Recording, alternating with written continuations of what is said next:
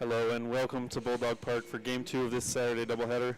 The IU Huskies will look to salvage this one and split the doubleheader, while the Bulldogs look to take one step closer to a series win. I'm Drew Paszalski, joined by Jack Berry. We were just ahead of first pitch in this one.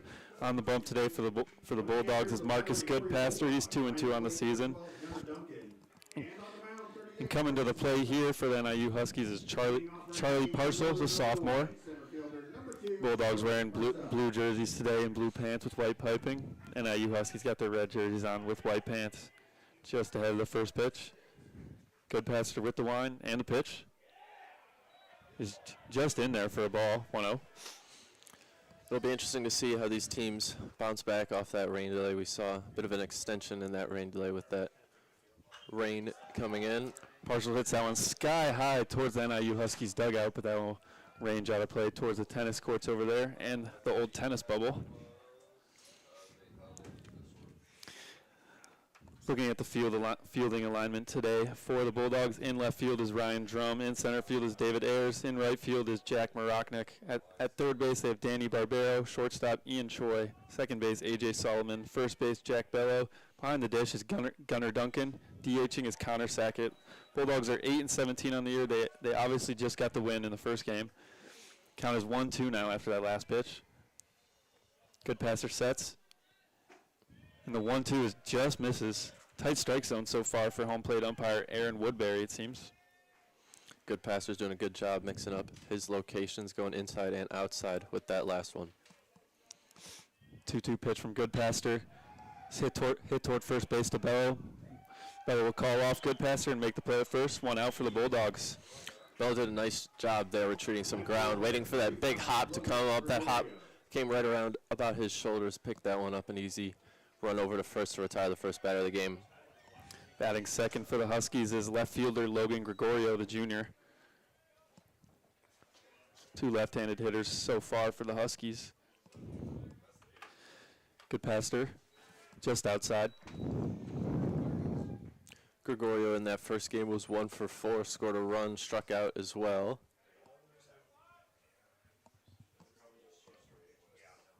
Oh, Gregorio on the 1-0 pitch, Gregorio swings and misses. Nice off-speed pitch down there below the zone. Gets Gregorio swinging over the top of that one here, teaming it up at 1-1. 1-1 pitch, hits the outside corner. Good pitch there from Goodpaster. He's gotten ahead in the count so far today. 1-2 count to Gregorio. Three-hitter Gavin Baldwin on deck. He's DHing today for the Huskies. Swing and a miss. 2 down for the Bulldogs so far. 2 easy outs for Goodpaster. That slider from Goodpaster looked like it started out on that inner half of the plate and then just dove in towards that back foot, a perfect spot on that 1-2 count. And Goodpaster doing a great job mixing up his pitches so far today. Now up to the plate is senior Gavin Baldwin, the DH. First pitch to him is just low. 1-0 count.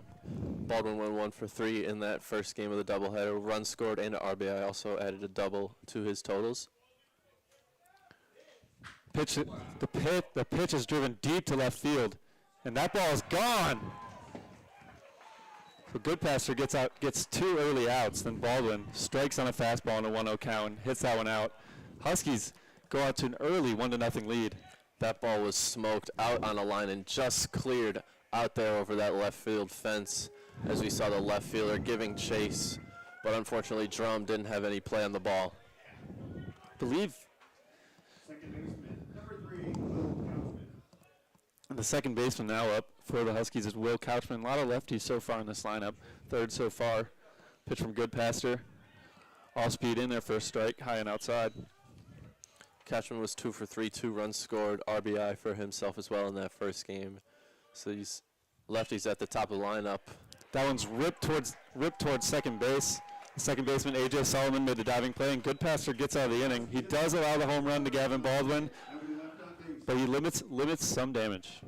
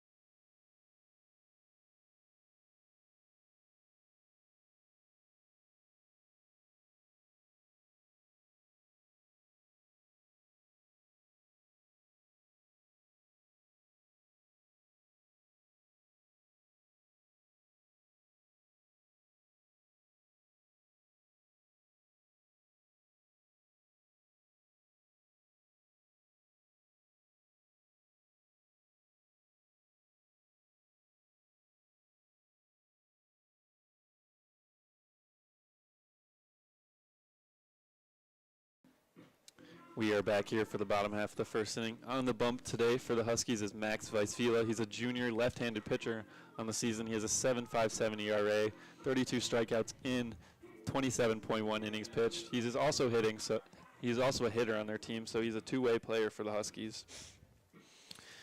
Leading off for the Bulldogs today will be left fielder Ryan Drum.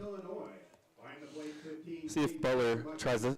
Butler's looking like they might try and stack their lineup with a lot of right-handed hitters. Off the bottom of the first for your Bulldogs, the left fielder, 36, Ryan Drum.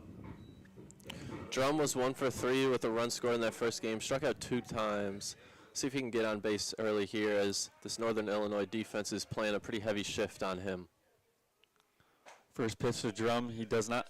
He thought about chasing just outside though. 1-0 count.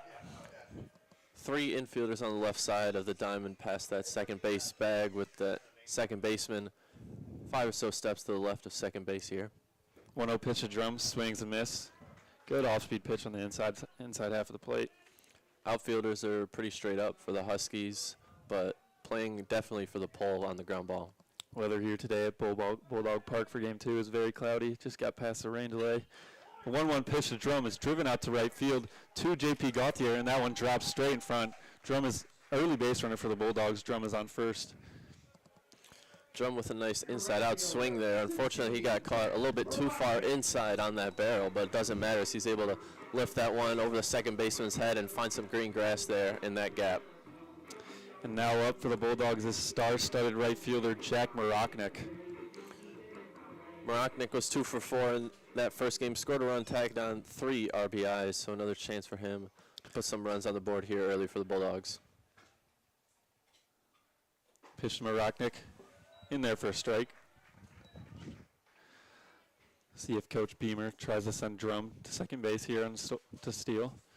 Get a runner in scoring position for maybe Jack Bello on deck. 0-1. Fouled back towards the screen. Drum does have 5 stolen bases on 5 attempts. He does lead the team. Not a big stolen base team are the Bulldogs, but big threat here at the plate. Jack Maroknik is batting .450 on the season with a 1.3 OPS and 12 home runs, which leads the team. Weisville sets. Count as 0-2. And the pitch. Fouled towards the Huskies dugout. Maroknik putting up a good AB so far. Fouled off 2 in a row. If you're Maroknik here, you just want to put something in play, try and advance the runner, see if you can lift a deep fly ball here, maybe get it caught up in the wind and get it out of here. Weisville gets his sign, checks Drum at first. And the 0-2 pitch to Maroknik. Maroknik fouls that one away.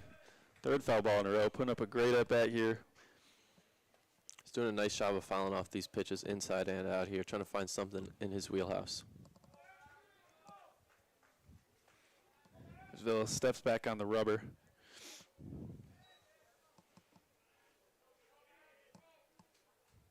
The 0-2. Maroknik dug that one out of the ground and fouled it off towards first base. Maroknik is 7th in batting average in Division I, coming into today with a .462 batting average. He is atop those D1 ranks in both average and home runs.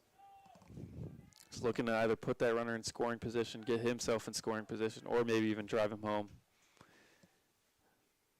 And the pitch to Maroknik there. That one hits the outside corner and strike 3 called. Maroknik does not like that one at all. Looks like he was asking home plate umpire if that was as far as he'll go out there, because that one looked like it was definitely outside his comfort zone, but unfortunately home plate umpire Aaron Woodbury thought it caught the corner. He'll go down looking. Now up for the Bulldogs is Jack Bello. He'll look to try and move Drum over to scoring position here. Weisville sets. And the offering to Bello. Strike in there. Bello does not like that call. Ball looked to be a little low there possibly. Drum looks like he's taking a bit more of a creep over there on his lead at first base. See if he is in motion. He's not in motion. And the pitch to Bello is driven in between the third baseman. And that'll move Drum up to second and Bello to first. Nice job of turning on that inside pitch from Bello there. Lines that one through the 5-6 gap. Gets 2 runners on here early for the Dogs. Now up for the Bulldogs is junior third baseman Danny Barbero with a runner in scoring position, that being Drum. He'll look to drive him home here. Barbero in 80 at-bats, has 20 hits, good for a .250 batting average, .819 OPS, 5 homers, 5 doubles for him. So good power bat here in the lineup with a runner in scoring position.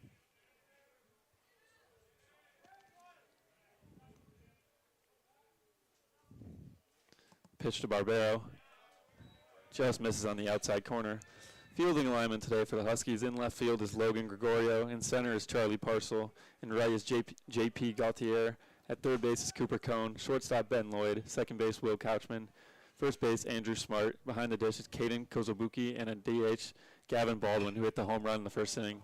Barbero hits that one deep out to right. Gautier is settling under it, and he makes the play. Drum will tag up to third. Gets a runner in first and third with 2 outs here for the 5-hitter, David Ayers, who's playing center field for the Bulldogs today. Barbero put a good swing on the one, lifted that one deep in that right center gap, about towards that S on the Bulldogs sign in right center, but unfortunately not enough carry on that. Right fielder is able to make the play just at the warning track.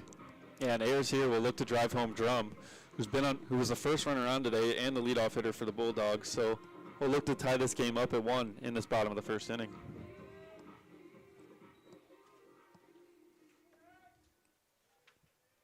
Viceville sets.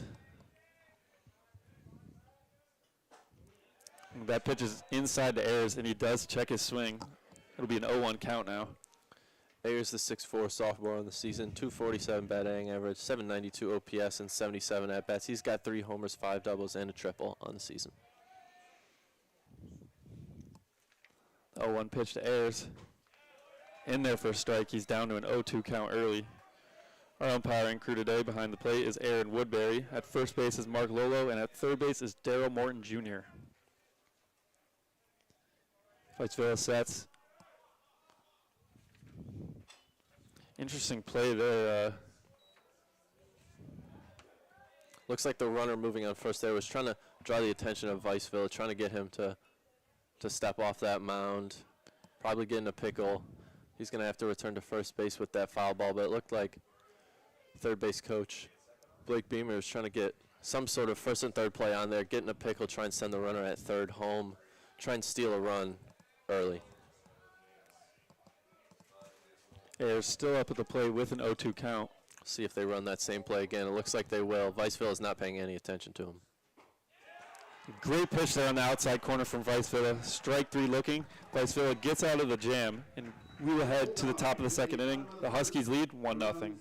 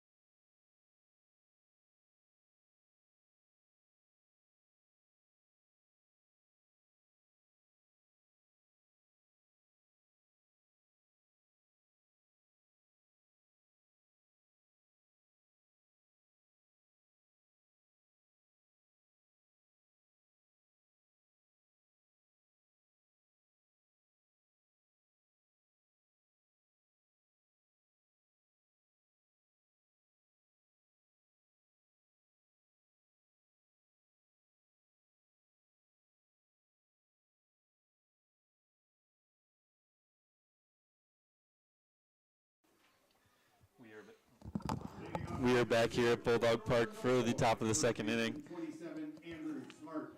Leading off for the Huskies this inning will be number 27, first baseman Andrew Smart. Good passer on the mound for the Bulldogs. Had 13 pitches in that first inning and 1 punch out. First pitch to Smart, off-speed pitch in there on the outside corner, 0-1 count. Good passer gets his sign. He sets. And the pitch.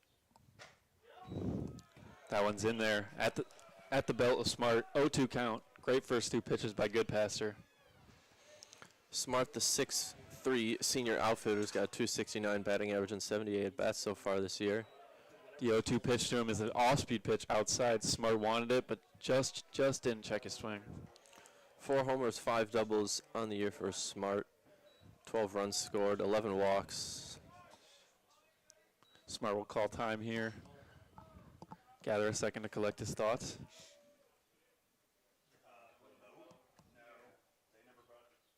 Looks like there may be some confusion with home plate umpire Aaron Woodbury.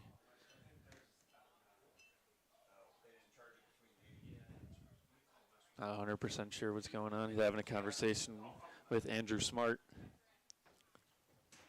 Sounds like the catcher asked for time. Catching today for the Bulldogs is Gunnar Duncan, freshman. Looks like home plate umpires make a note of something. Not sure what he's writing down, but he's got his notepad out, writing something down about what happened there.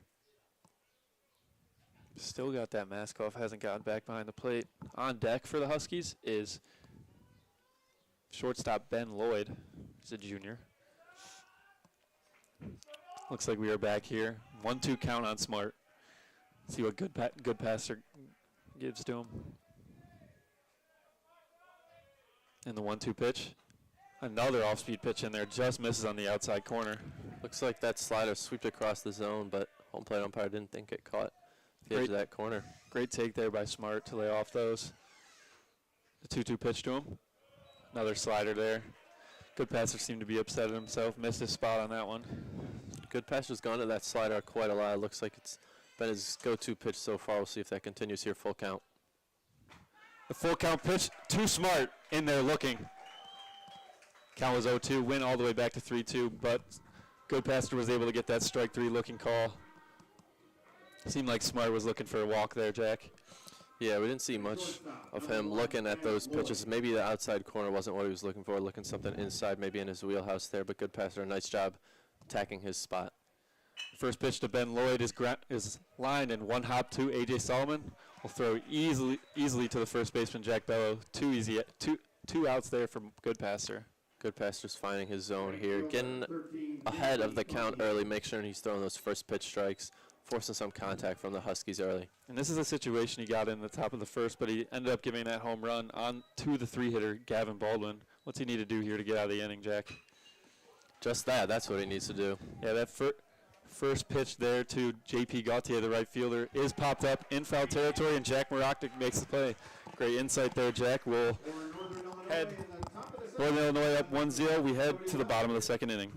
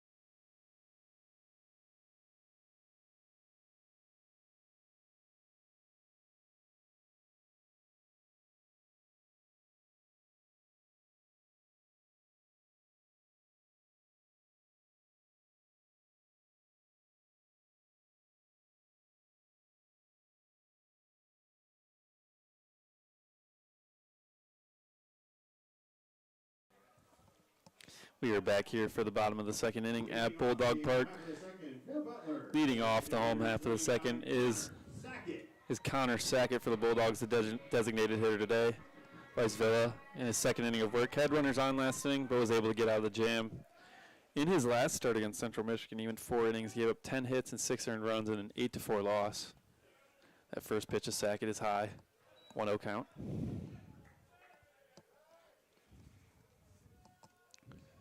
Sackett, the DH, did not play in that first game. The DH in that first game was Tommy Townsend. He was 1 for 3 with 2-run home run there. Also added a walk to his tally, so probably due to the lefty on the mound, Townsend slots back in at the bench and probably pinch hitter at some point here in this game. The 1-0 to Sackett was inside. The 2-0 pitch upcoming. Sackett drives that one towards the second base hole, but no one is there because of the shift. Nice base hit there by Sackett to beat the shift. We've seen Northern Illinois go to that shift twice now on righties. 0 for 2 in terms of getting ground balls to that left side. We've seen a pop up over the head to that right center gap and then a ground ball on the right side. So see if they continue shifting throughout the game. Looks like they're going to play this more straight up here with a double play possibility. Up at the plate now is Ian Choi, the junior shortstop. He wears number 8. See if Choi here can maybe pull it into a gap and see if Sackett can come around and score. First pitch to Choi. Thought that one was up and in. Gets the call for the strike.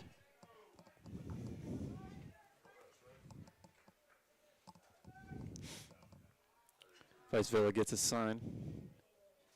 He sets. Takes a look at Sackett and the 0-1 offering. Fouled away behind the press box. Ian Choi in the season just made 9 starts, totaling up to 35 at-bats. He's got 2 doubles and a triple, 6 RBIs to his total, batting just 200 in those plate appearances. Choi down in the count early. 0-2. Let's see if he can do something here. Pitch to him. Doesn't want to go. Strike 3 looking, though, just on the inside corner. Great pitch there by Vicevilla after getting that first runner on base. Looked like Choi just couldn't really decide to pull the trigger there. It looked like a pretty good pitch to hit, especially for an 0-2. Just didn't have his mind made up on what he was looking for there and takes that one for called third strike. To the plate now for the Bulldogs is freshman catcher Gunnar Duncan. He's got an open stance in the box. First pitch to him is in there on the inside corner. Looks like Viceville is hammering that inside of the plate now here with that fastball to these right-handed batters here. Trying to attack that inside, getting some calls there too. Maybe a good spot to live for him this inning. Viceville looks at Sackett. Sackett is running. Hit and run has worked perfectly. That'll move Sackett up to third, and Duncan will get to first on that base hit. Sackett on the run there. It opened up that entire right side of that infield with the second baseman going to cover that second base bag for the potential steal. And he just lines that one right into that right center gap. Sackett had to make sure that one got down. Take a look back behind him, sees it down, and then able to advance over to third base. Good call there by Coach Beamer, too, to be able to get that hit and run in order. And good job by Duncan there to execute it. Now, 9-hole hitter for the Bulldogs is second baseman A.J. Solomon. We talked about the Bulldogs not being a team that runs a lot, but we see them big creativity there with the speed. Solomon tries to lay down a bunt on the first baseline, goes foul. See if the Bulldogs go back to that play they were running in the bottom of the first inning with that runner on first in motion. Viceville was not worrying about that runner on first at all, not trying to worry about that. I expect to see that with 2 outs here if Solomon isn't able to get the job done. That looked like more of a bunt for a hit. It looked like a drag bunt there from Solomon. We'll see if he squares around, maybe tries to just get it down and get that run in here. He will not square the bunt here. That pitch is outside, 1-1 count. Solomon's looking down towards that third base bag, trying to see what the sign is from Coach Beamer. Doesn't look like he put on any play there with his signs, but we'll have to see here as Solomon steps back up to the plate. And the 1-1 pitch to Solomon. Runner is off at first. That one is fouled away towards left field, though. Must have been some sort of subtle sign there over at third from Coach Beamer. Didn't go anywhere with the hands, but must have done something to key off that runner on first base, Duncan, to get moving. See if he sends Duncan here again. 1-2 count for Solomon.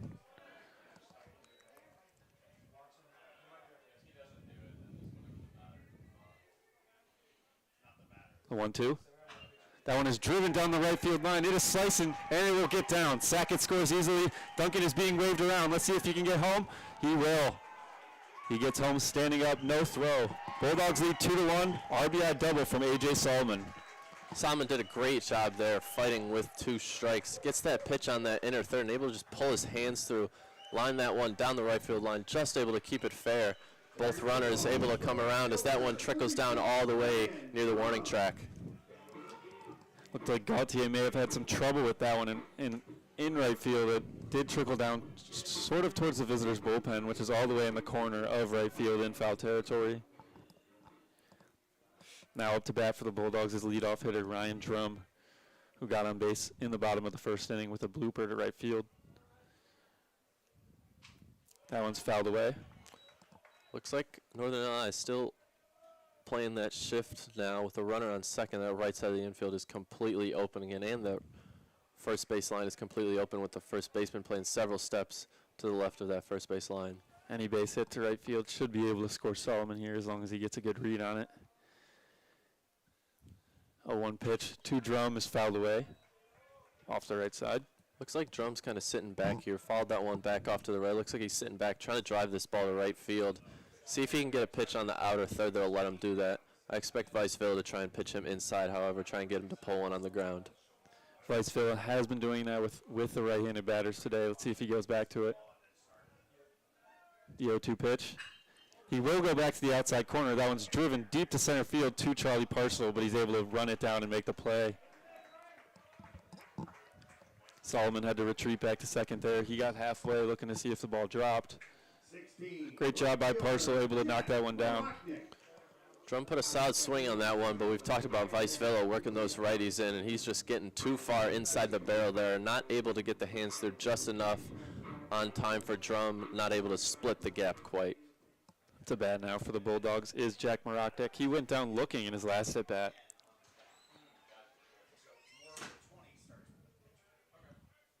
First pitch to Maroknik. Looks like an off-speed pitch there, just off the outside corner. Viceville will step off the mound, gain that confidence back. Solomon with a slight lead at second base. Shortstop Ben Lloyd creeping back there. 1-0 pitch to Maroknik. Off-speed pitch just in the outside corner. Looks like a generous call there. It's where he got Maroknik the last time, going back to the well there with that, looked like a slider off that outer edge. Viceville is set. Takes his look to second base. 1-1 pitch. 2 Maroknik is in there for a strike. Maroknik will take time. Maroknik is really not happy with these calls on the outer third. We saw him step out there, take a breather there. Not really able to get to that outer third if those calls are going to stay out there. See what Viceville comes with here on the 1-2 pitch. Long look at second base towards Solomon. The 1-2 pitch from Maroknik. Fastball outside. Seemed like Viceville slipped on the mound there a little bit. I think if you're Maroknik here, you just got to look at that outer third. If he beats you inside, you gotta let him do that. But he's just peppering that outside corner, and especially with those calls that we've seen a little bit out there, you just got to look to drive something the other way. Count is 2-2. 2 outs. Bulldogs lead 2-1. 2-2 pitch from Maroknik. Lays off that one low. Butler has 5 hits on the day. 2 Northern Illinois 1. Count is 3-2 with 2 outs. See if Maroknik can get a pitch to hit here. Viceville certainly will not want to put another one on base with 3-hitter Jack Bello coming up. Payoff pitch to Maroknik. That one's driven out towards left field. It is slicing foul though. Looks like that is where Maroknik's looking on that outer third, just trying to get a hold of one if it leaks a bit into that middle part of the plate.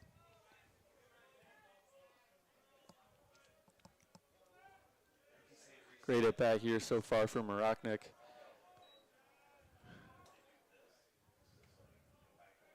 Payoff pitch.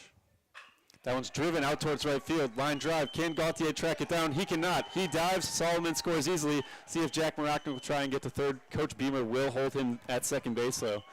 Bulldogs now lead 3-1. Great at bat by Maroknik there, finding his pitch and waiting for it. Viceville had done a fantastic job up until that pitch of hammering that outside corner, and he finally lets up, tries to go inside, and Maroknik was ready. He turned those hands and lined that one down the right field line. Up to bat for the Bulldogs. Bulldogs now is first baseman Jack Bello.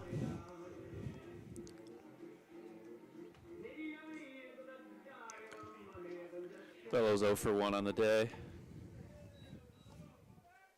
See if he can drive Maroknik home here with 2 outs. Maroknik will be running on contact. The 0 pitch. That one's grounded towards third baseman Cooper Cohn and his throw to first. Easy out. One pitch, 1 out there for Vice Villa, but he does give up 3 runs in this bottom of the second inning. Bulldogs lead 3-1.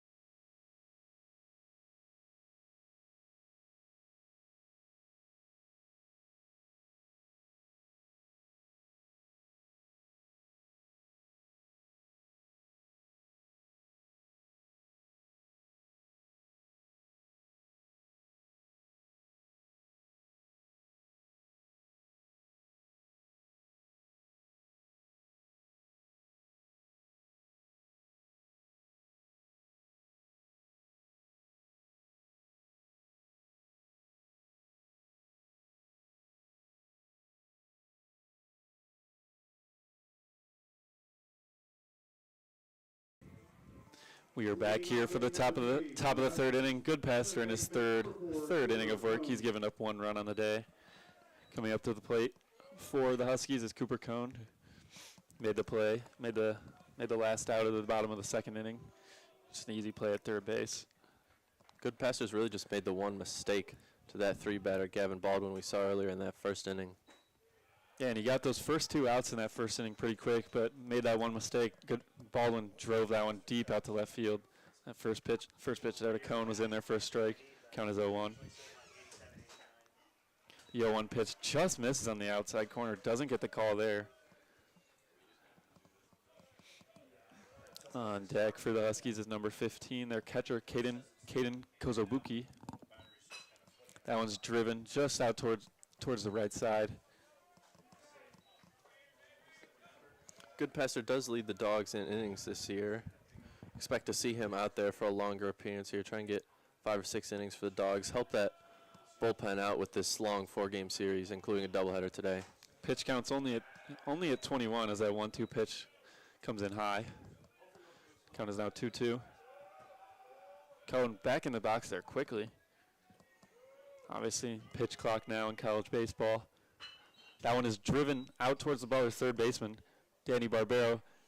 That one hops towards Butler first baseman Jack Bello, and he is able to make the play. Not a great throw from third baseman Barbero, but Bello's able to scoop that one up. Bello might have bobbled that one too, but got it back right away. First base umpire deemed it was in time before the runner beat him to the bag. Now up for the Huskies is Caden Kasabaki, the senior catcher.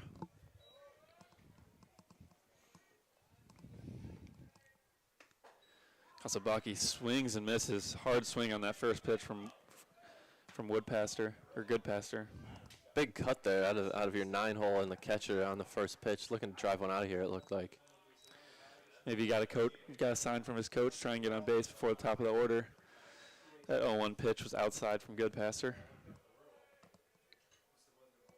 Goodpaster sets and the offering. Throws that off-speed pitch in there. Great job fooling Kosabuki.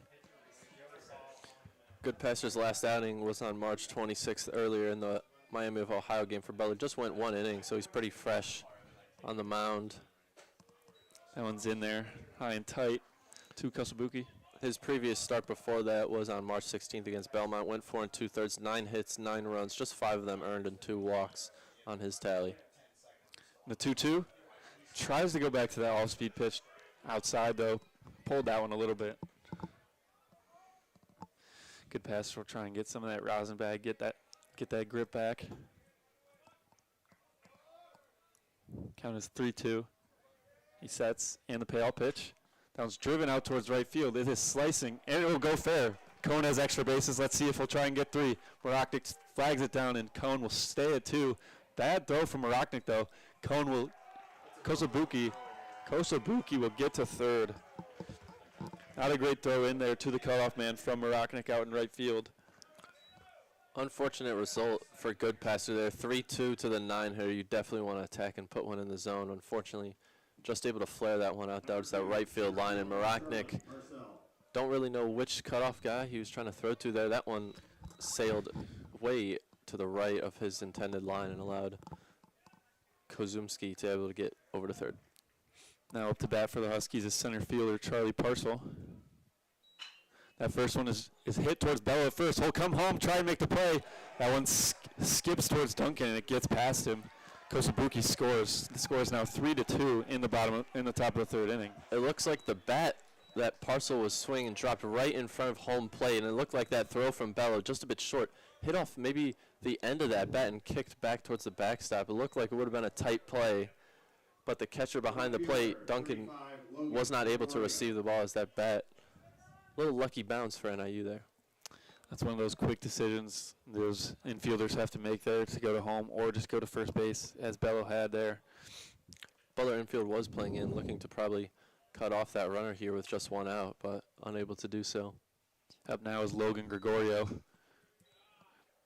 Goodpasser wants to be careful here. Gavin Baldwin is on deck, who homered in the top of the 1st inning. Scoring. Butler defense playing a little bit of a shift here. Shortstop playing right behind that second base bag, and the third baseman well off the third base line, out near where a shortstop would typically play. 1-0 pitch in there to Gregorio is a great pitch. Hits the corner, 1-1. Second baseman A.J. Solomon also playing pretty deep. He's on the grass. It's a nice courtesy throw over to first base, not able to get the runner. Score in this one, 3-2 if you're just joining us. Gavin Baldwin in the top of the 1st inning ripped one out. Bulldogs scored in the bottom of the 2nd, and Huskies just scored in the top of the 3rd. Gregorio rips that one foul. 1-2 count.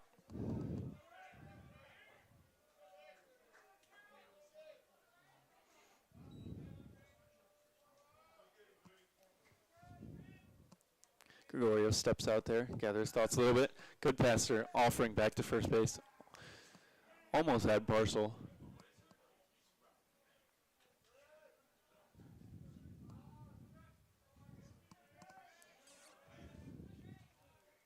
A 1-2 pitch.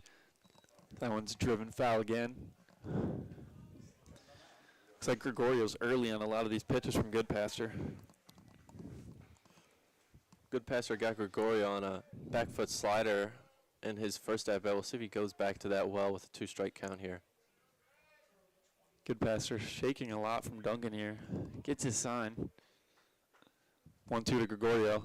That one's driven out towards left center field. That one will get down. Ryan Drum will go to track that one down. Parcel rounding third. He'll come in and score. And Gregorio will get into second base with a stand-up double. This game is now tied. Good swing there from Gregorio as he drives that one and splits the gap in left center. Looked like center fielder was playing a bit shaded to that right side of the outfield and able to just split that gap, get the runner in from first, and get himself a nice double. And a great swing there. That ball just kept carrying. Looked like Butler may have been able to flag it down before it got to the wall, but they were unable to. Jack, what does Goodpasser need to do here to be careful against Baldwin, who homered in the first? Goodpasser's got to get ahead of the count here as they bump up the pitch clock, give a little reset for both pitcher and batter. Goodpasser's got to get ahead here and to avoid that inner part of the plate, trying to work him outside. Don't let him pull his hands through. Baldwin does have a runner in scoring position, being Gregorio, who just doubled. First pitch from Goodpasser there, tries to hit the outside corner with the off speed. Doesn't get the call.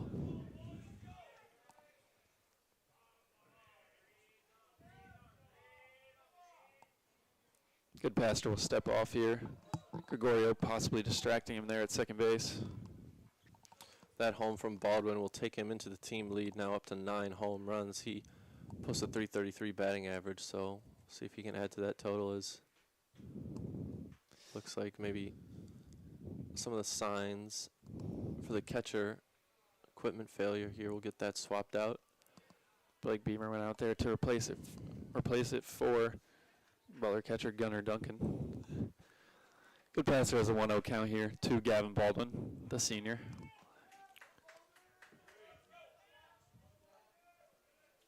The pitch to him.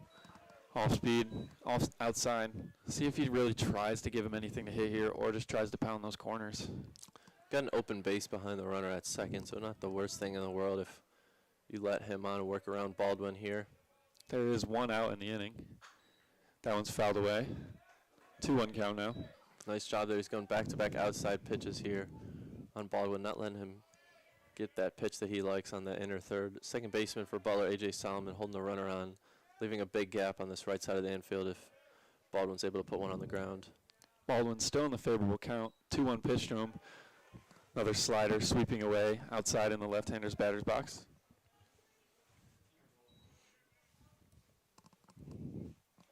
Let's see what good passer goes to here. See if he tries to give him a fastball or just puts one out of the zone. 3-1 pitch in there for a strike, off-speed pitch. I think with that 3-1 count, Baldwin was just sitting dead red. Looked like he was way out in front of that pitch on his load there. See what good passer decides to go here now with the full count. Big pitch here, the payoff pitch. That was driven towards center field. David Ayers is on the run. See if he can make the play. Maroknik there too. Ayers tracks that one down. Gregorio will tag out from second, but great play there in center by Ayers. Not sure if Ayers needed to call that one off. It looked like Maroknik was settled on that under that one pretty comfortably, but Ayers full sprinting on the run, calls him off, able to make that nice running catch. Center fielder is in charge in the outfield, so he definitely called Maroknik off early. Felt like he could have gotten there, but definitely would have been an easier play for Maroknik.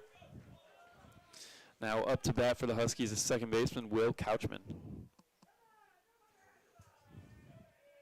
Has a runner on third, Logan Gregorio. First pitch is fouled away towards the screen. Couchman 0 for 1 today, so far lined out to the second baseman, A.J. Solomon, in his first at-bat. Looking to bring in an RBI and get this lead back in the hands of the Huskies. Butler third baseman Danny Barbero playing in on the lip of the grass here with 2 outs. 0-1 pitch to Couchman, outside for a ball.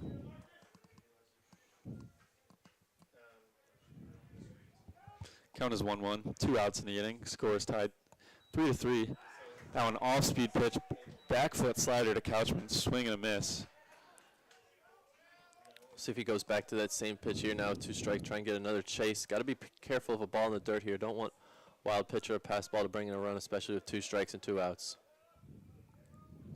The 1-2 from good passer. Great pitch outside, swing and a miss from Couchman there. Good passer is able to limit the damage, leave Gregorio on third and get out of it. Game is tied though 3-3 as we head to the bottom of the third. Welcome Butler fans to the middle of every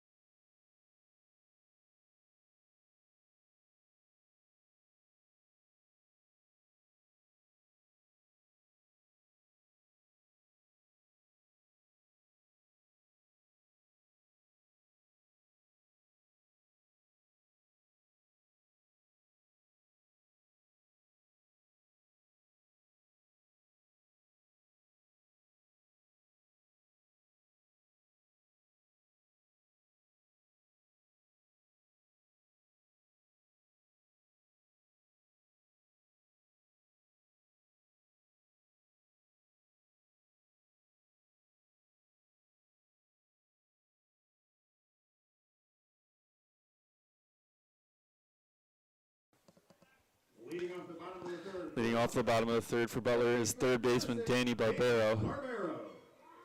He flew out deep to right in his first at bat. Looked like it may have carried out of here, but flew out. Yeah, I think a different day if the wind is howling like we've seen earlier here at certain times at this ballpark, that ball probably gets out of here over that right center field wall. Again, the Huskies with the shift. Second baseman is shifted past the second base bag towards where the shortstop may be playing when they're at double play depth. Count is 1-0 after that first pitch from Vicevilla. Carries outside. 1-0 pitch to Barbero.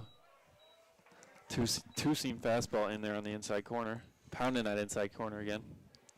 It's been the theme with righties up to bat so far for Vicevilla. We'll see what he goes here now with the 1. We'll see if Barbero can take advantage of that right side of the infield. The 1-1 to Barbero. That one's fouled off and off the mask of Kosabuki. The score is 3-3, 1-2 count. No outs in the inning, bottom of the third. Butler took game 1 of the doubleheader today, earlier, 9-6. And the 1-2 pitch to Barbero, swing and a miss. One quick strikeout there for Vicevilla. Nice elevated fastball there for Vicevilla. Picks up his 4th strikeout of the game and able to get that one above the bat of Barbero. Up to bat now for the Bulldogs is center fielder David Ayers. He was the one who tracked down that Gavin Baldwin fly ball to right center field in the top half of the inning. Ayers struck out looking his first at bat on a questionable call on the outside part of the zone. Swings and misses over the top of that first pitch. Very early on that one. 0-1 count now to Ayers. Looked like a rare lefty-lefty changeup there, maybe from Vicevilla, as Ayers was well ahead of that pitch. The 0-1. Ayers squares the bunt, pulls it back. Called strike though. 0-2. That one hit the outside corner. Doesn't look like Ayers agreed with the call on that one. He looked a little frustrated after he pulled his bat back. Didn't think that was a good enough pitch to bunt. Seems like a zone. That disagreed. Seems like a zone that's been a little all over the place. And the 0-2 pitch to Ayers is an all-speed pitch down low, and he swings and misses. 2 strikeouts here for Vicevilla. Vicevilla's done a great job of bouncing back, attacking the zone after that rough bottom of the second inning where he allowed those 3 runs. He's making sure to get ahead of these batters so he can get to his key stuff and get some strikeouts early. Up to bat now for the Bulldogs is DH Connor Sackett. First pitch to him looked high, catches the zone though. 0-1 count. Sackett singled his first at bat, came around to score a run in the second inning. So back to him, back-to-back innings up for Sackett. We'll see if he can start the offense again. That 0-1 pitch is painted in there. Another 0-2 count. Vicevilla is getting ahead of these hitters. Let's see if he can punch out the side. If you're Vicevilla, you want to go way out of the zone here. You got a waste pitch to use this far ahead in the count. And the 0-2. That's a fastball in there. Strike 3 called. Vicevilla strikes out the side. Sackett does not like that one. Some interesting calls here in the bottom of the third inning. Coach Blake Beamer is going to talk to home plate umpire Aaron Woodbury, but we will head to the top of the 4th inning. Bulldog game is tied 3-3.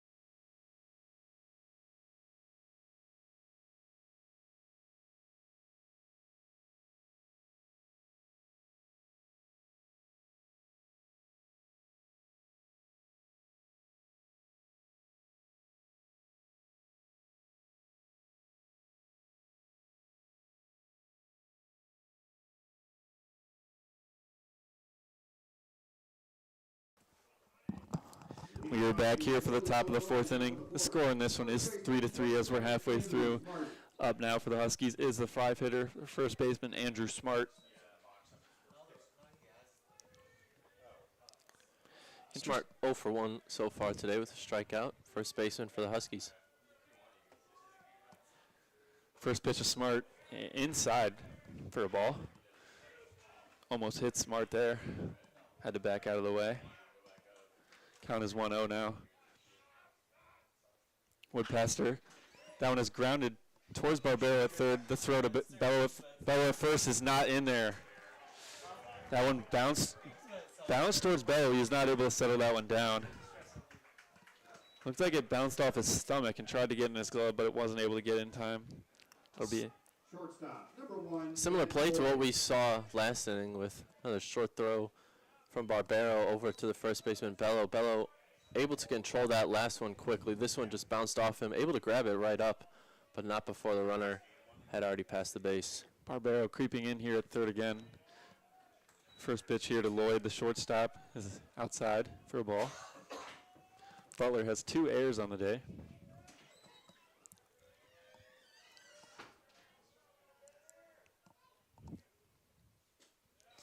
The 1-0 to Lloyd at his back foot, low, 2-0 count. Goodpaster's now got a claw back from this 2-0 count with the runner on. Good opportunity now for Lloyd, the shortstop, to maybe lay down a bunt, see if a strike should be coming over the plate here to him. 2-0 pitch to him is lined straight back up to center field. Andrew Smart will stay at second there. Runners on first and second now with no outs. Tough situation to be in here for Woodpaster. Instead of just laying down that bunt that I talked about for Lloyd, he's just going to go ahead and line that one straight back up the middle as Goodpaster had to fire in a strike there. 2-0, don't want to fall behind 3-0. Throws that fastball over the middle heart of the plate. Double play still in order here for the Bulldogs. They also have a force out at third. Now up to bat for the Huskies is right fielder J.P. Gauthier. Let's see if he squares the bunt around here, though. Good opportunity here to get 2 runners in scoring position for the Huskies if they do lay one down. He will not square the bunt. That first pitch to him is outside, though. Gautier flew out to the right fielder Maroknik on a foul ball with some runners in scoring position. His first at bat. See if he can capitalize now with 2 runners on. The 1-0 to him. Still not scoring the bunt. That one is driven to center field. David Ayers. He's going back at the track, and he makes the catch. Tagging up at second is Andrew Smart. He will get to third standing. But great play there by Ayers to not put any runs on the board. Another fantastic play out there by Ayers. He was on a full sprint. That one was hammered deep over his head and into that right center gap. But he just got a great jump on that one, read it off the bat. Full sprint, able to make that catch at the last second. Out to bat for the Huskies is Cooper Cone. Freshman catcher Gunnar Duncan will give the signs to the infield. See what depth they want to play at here with runners on first and third and 1 out. Now Coach Blake Beamer will have his time. Talk to Marcus Goodpaster. See if he makes a move to the bullpen. If you're Northern Illinois here, there's plentiful opportunities in terms of the bunt, first and third, hit and run. Beamer probably going out there to talk a bit of strategy with the infield, what they want to do if that runner from first takes off, if they square around to bunt, do the Huskies. So a lot of different scenarios that Beamer has to take into consideration here with his infield and how they want to play this one in a tie game. Wouldn't be surprised if the Huskies start the runner at first base, that being Ben Lloyd. He drove that. He drove one up the middle in his at bat. I think specifically with Cone up here near the bottom of the lineup as the 8 hitter, wouldn't be surprised to see him square bunt. Also the 9 hitter, Caden Kozupuki, up next. So bottom 2 in the lineup. You want to try and scratch across just 1 here. Maybe keep it alive for your top of the lineup to get going with some more runners on base. We are ready to play some more baseball here at Bulldog Park. Score is 3-3. Runners on first and third, 1 out. Up to bat is Cooper Cone for the Huskies. First pitch to him. He will not square the bunt. That one is driven sky high towards left center field. Ayers will camp under it. Let's see if he tries to make a throw to home. Smart will tag up. We'll just throw the ball to second. Easy run in for the Huskies now, 4-3. RBI by Cooper Cone, driving in Andrew Smart. Nice job by Cone there, just lifting it quite deep into that left center gap. No chance at all for Ayers to make a play at home. Decides to throw it over to second as Lloyd was tagging at first, possibly waiting to see if Ayers would take the bait and throw home, but Lloyd retreated back after taking a couple steps and seeing that throw come into second base. Seems like the ball is carrying and also not carrying at the same time today. That one definitely was carrying a little bit there, as Goodpaster will check on the runner at first. Yeah, Cone didn't really hit that one particularly well. He did a good job lifting it in the air, but that one seemed to carry further than initially we thought off the bat. First pitch to Kosabuki in there on the outside corner. Great first pitch by Goodpaster to now get ahead of the count. Ben Lloyd on first base for the Huskies has a favorable lead. Let's look to see if he tries to get on the run and get in scoring position with 2 outs. That one to Kosabuki just misses on the outside corner. Butler dugout wanted that call. They've seen a lot of calls on that outside corner go against their way in the box, but unfortunately, again, on the mound, not able to get this one. And if you're Goodpaster, you just want to attack here with the bottom of the order. You don't want to get back up to that top of the order for that third time around. See if you can attack here and get an out. 1-1 pitch to Kosabuki. Swing and a miss in there for a strike. 1-2 count now. Looked like Lloyd thought about running there, but stopped as the pitch was being thrown. Looked like Lloyd's trying that jump lead, try and time up the pitcher to get a good jump on the steal. See if he does the same here. 2 strike count. 1-2 to Kosabuki, fouled away back towards the screen. Lloyd was running. See if Lloyd does the same thing here again. Back-to-back pitches. Looked like he was trying to run. Put in a hard sprint there. Now back to first base. He'll take his lead. Still a 1-2 count here. 2 strikes, 2 outs here for Goodpaster. The 1-2 pitch to Kosabuki. Just misses again on the outside corner. Butler not getting those calls that seemed like the Huskies were getting this last inning.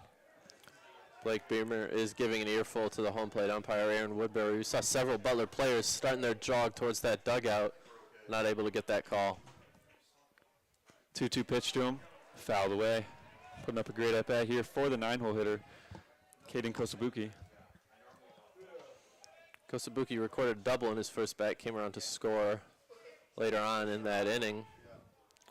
Trying to do the same here and drive in Lloyd at first base. Count is 2-2. See if Lloyd is running again. He is not. 2-2 pitch, swing and a miss. Goodpaster gives up 1 in the inning, but score is still 4-3 Huskies. Let's see if Butler can make a comeback in the bottom of the 4th.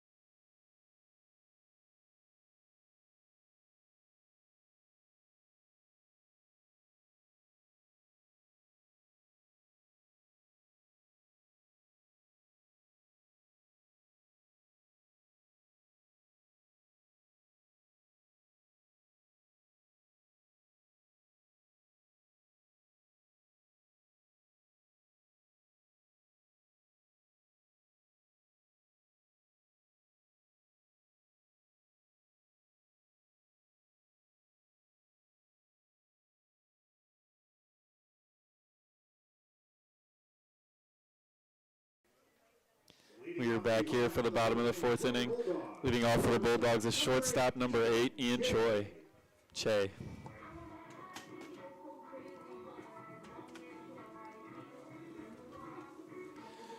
He is 0 for 1 on the day, struck out in his last at-bat.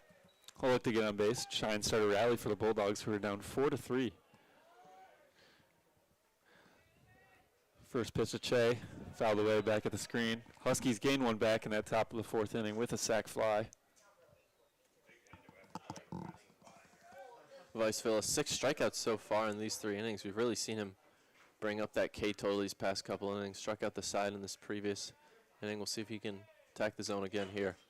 That one from Viceville is driven out to center field by Che, getting under his parcel to make the first out. Good contact there by Che, just right at the center fielder parcel. Number 12, the catcher, Gunnar Duncan.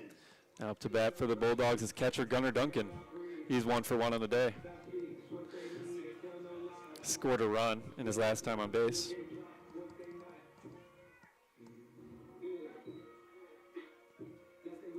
Whole look to get on base here with A.J. Solomon on deck, who drove in some runs in his last at bat. Whole square to bunt here. Pull it back though, in there for a strike.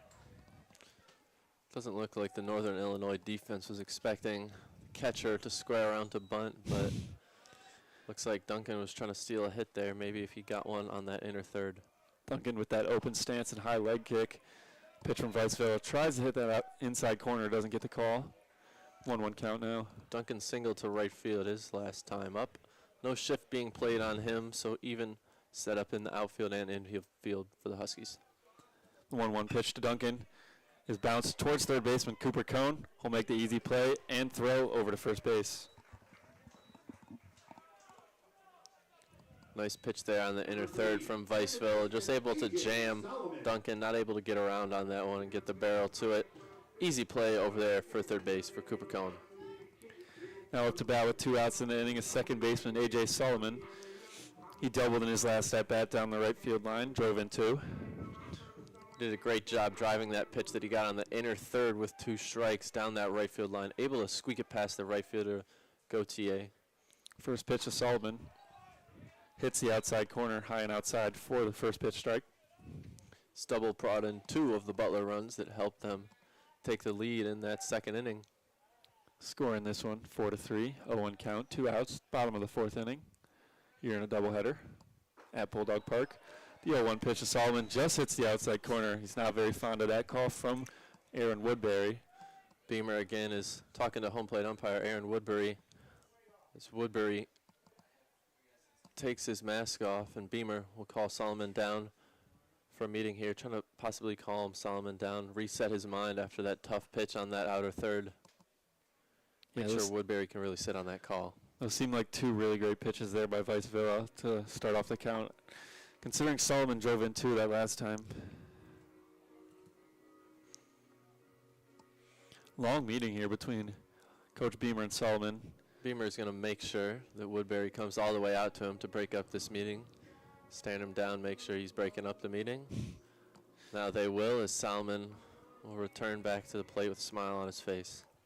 Yeah, it looked like there may have been a joke cracked between the 3. A little tension there, obviously, with some interesting calls in this game so far. An interesting zone from Woodbury. A little bit of gamesmanship from Beamer for that at third base, making sure he makes his presence felt.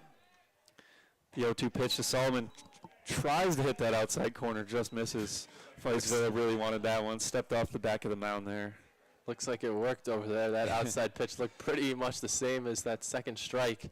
Looks like maybe that meeting over there down that third baseline gave Woodbury some second thoughts about his zone. Pitch clock winding down here. The 1-2. That one's driven out towards third baseman Cone. Gets past him. Great job by Solomon there to work the count and take that last pitch. Now at the top of the order coming up, Ryan Drum, the left fielder, is batting. Fantastic job by Solomon in 2 separate 2-strike counts. He drives this one past that third baseman, unable to make the scoop on the 1-hop. Now gives Butler a chance with the go-ahead run at the plate. See if the Bulldogs can spark a 2-out rally here, maybe put Solomon in motion. Obviously they don't run much. Drum getting that shift again. Second baseman is shading over towards where the shortstop is, right behind second base.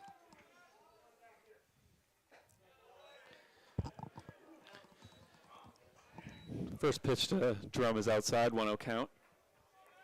In his last at bat, flew out to center field. Drum does have 4 homers and 3 doubles on the year as a courtesy throw over again from Viceville to first base check on Solomon. So a real opportunity here for Drum to drive one in the gap. He's got some pop. We'll see if he can help tie this game up for Butler, or maybe even take the lead with a homer. He's got that right side of the infield wide open. If he's able to hit it towards right field, should surely get Solomon to third. The 1-0 pitch, back pick towards first from Kosabuki. Nothing doing. I mean, if you're Drum here, if you just put the ball on the ground on the right side, anywhere past the pitcher and not directly at the first baseman, it'll be a base hit, and it might even bring Solomon over to third base. We'll see if he keeps that approach to the pull side. That one is driven towards the shortstop, Lloyd, and he makes the play on the line drive. That was a 2-0 count there, and Drum was swinging. Butler has nothing doing after that 2-out hit by Solomon. Huskies still lead 4-3.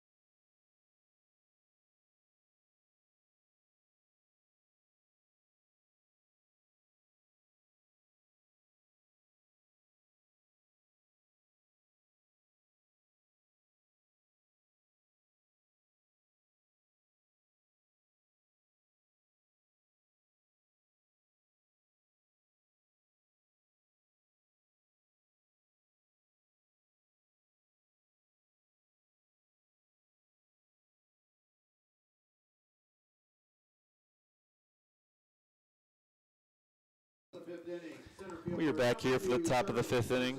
Leading off for the Huskies is number 2, Charlie Parcell, the center fielder.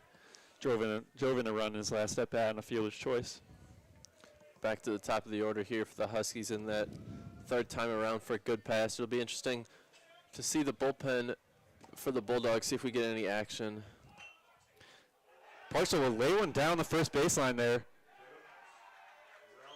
Looks like that ball might have hit off Parcell as he left the box, or maybe he double hit it with his bat. Not sure there, but that play was only there for the catchers. Yeah. Goodpaster slipped off the mound, trying to chase after that ball.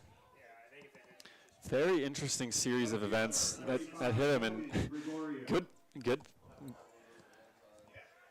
Goodpaster fell off the mound there as that ball was bunted. It was very, very weird series of events, but good job there by getting that first easy out.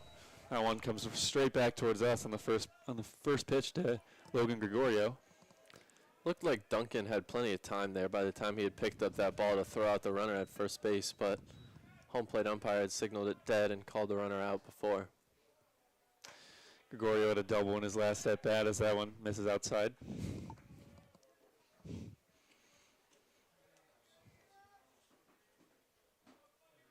The 1-1 to Gregorio. Swing and a miss. Or foul ball, excuse me. Goodpaster took something off of that one there. Gregorio very early. 1-2 count now. Struck out Gregorio in that first inning with a back foot slider. We'll see if he goes there the same. Goodpaster goes there with the off-speed pitch on the 1-2, and Gregorio checked his swing, but he went around. 2 outs now. Seems like Goodpaster's starting to get in a little bit of a rhythm again here, Jack.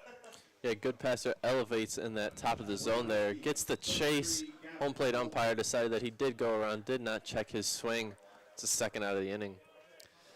This right here could be a big out here for Goodpaster's confidence. Up now is Gavin Baldwin. He homered in his first at-bat and flew out deep to center field in a second, but that one's the line in between the shortstop and third baseman.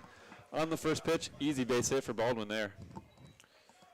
Baldwin torched that pitch that gets on that inner side of the plate that we saw him drive that one earlier. Torches that one in that 5-6 hole.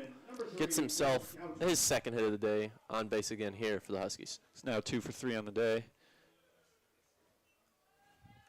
Goodpaster stats on the day. He's gone 4 2/3 inning, 4 hits, 3 earned runs, 2 doubles, 5 strikeouts, given up 1 home run, and has 69 pitches so far today. Up now for the Huskies is second baseman Will Couchman. That first pitch is driven just foul past the first baseman Bello.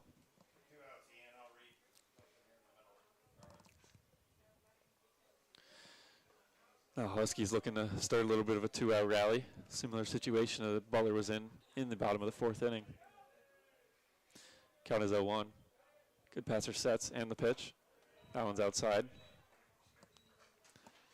Seemed like good passer started to get in that rhythm here there after those first 2 outs. Now seems a little upset at himself after that last pitch. The 1-1 pitch. That one's driven down the right field line, but that one will slice foul. Right next to the Huskies bullpen, it'll reach the fence. Huskies would have been in business if that one dropped in fair. That probably would have been pretty easy for Baldwin, even of bigger size and not so much speed. Score on that one. That one would have curled into the corner by that 335 sign in the corner. Count is now 1-2 with 2 outs. The 1-2 pitch just misses on the outside corner. Was probably very close to getting that call. Score in this one, 4-3 on the day. NIU has 5 hits, Butler with 7. Butler has 2 errors, and to NIU 0. The 2-2 pitch. That one's in there on the outside corner, strike 3 called. Good passer does get out of it after giving up that hit to Gavin Baldwin. Huskies still lead, 4-3.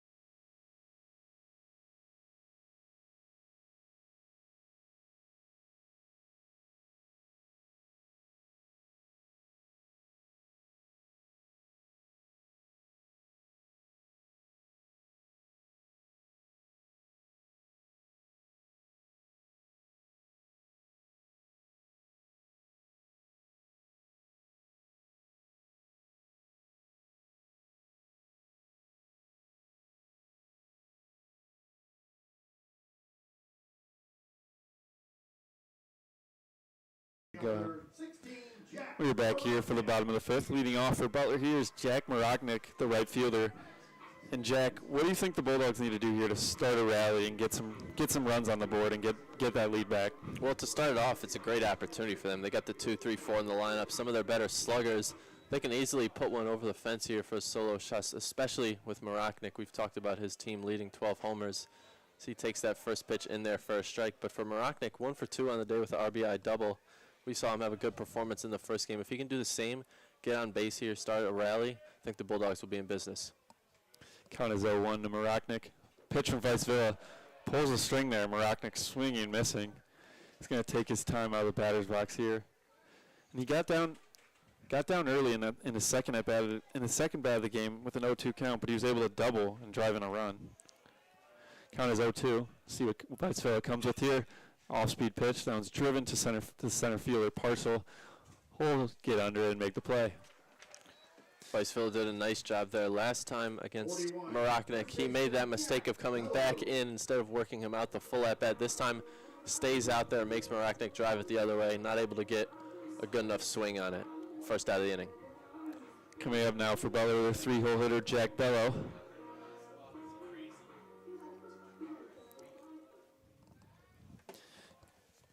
Let's see what he can do here. We really need to start a rally for the Bulldogs. First pitch to him, swing and a miss. Heavy swing there from Bello. Looked like Bello was trying to tie this one up with one swing right there. We'll see if he shortens up the approach a little bit now with 1 strike on him. Try and get on base to start this rally. Count is 0-1 with 1 out in the inning. Pitch from Vicevilla, low. Bello's able to lay off that one. Definitely wanted it, but he's able to lay off. Bello, the first baseman on the day for the Bulldogs.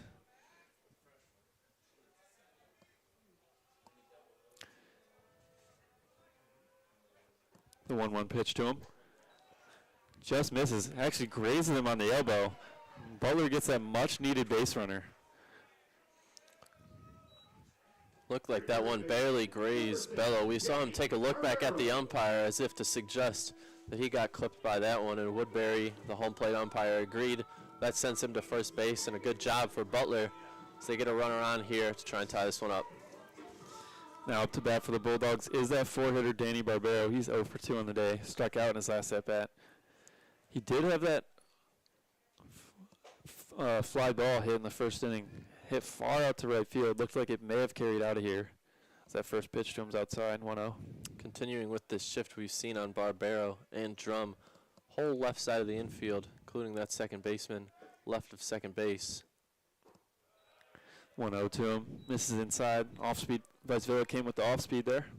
Same thing here. Another hit and run style play. If you just put this ball on the ground to second base, it'll be an easy base hit, and Bello will be able to get to third.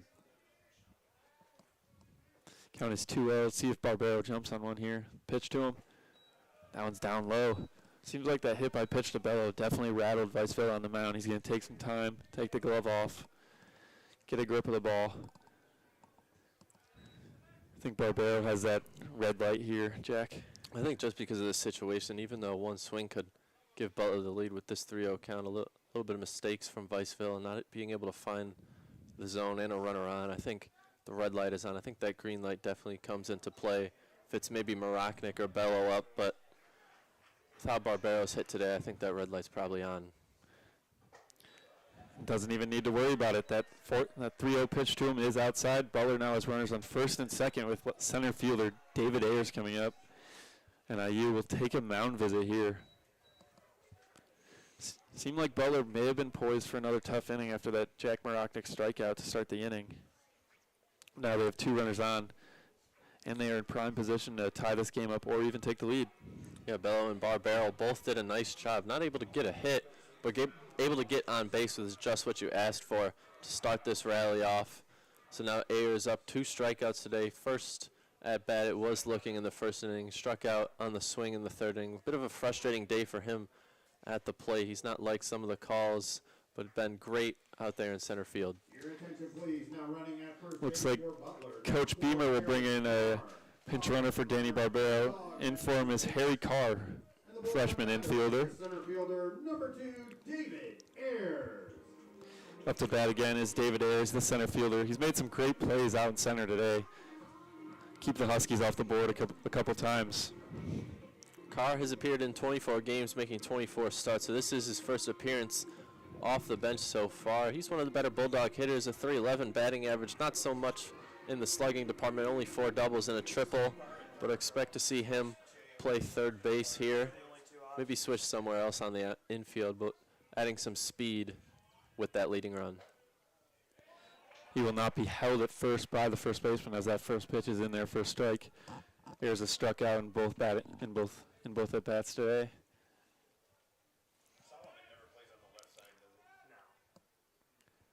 Count is 0-1, 1 out in the inning. Runners on first and second for the Bulldogs. Pitch to Ayers, swing and a miss there on the off-speed pitch. And Jack, Butler's batting .350 on the day, and they just have not been able to hit with those runners in scoring position. Yeah, and some of those runs they got earlier from NIU was a little bit of help with the misplay in right field from Gautier on one of those doubles that ended up scoring a run. So a little bit of help from NIU. Now it's time for the bats to wake up. The 0-2 pitch there, a little waste pitch from Vicevilla, down low. 1-2 count now.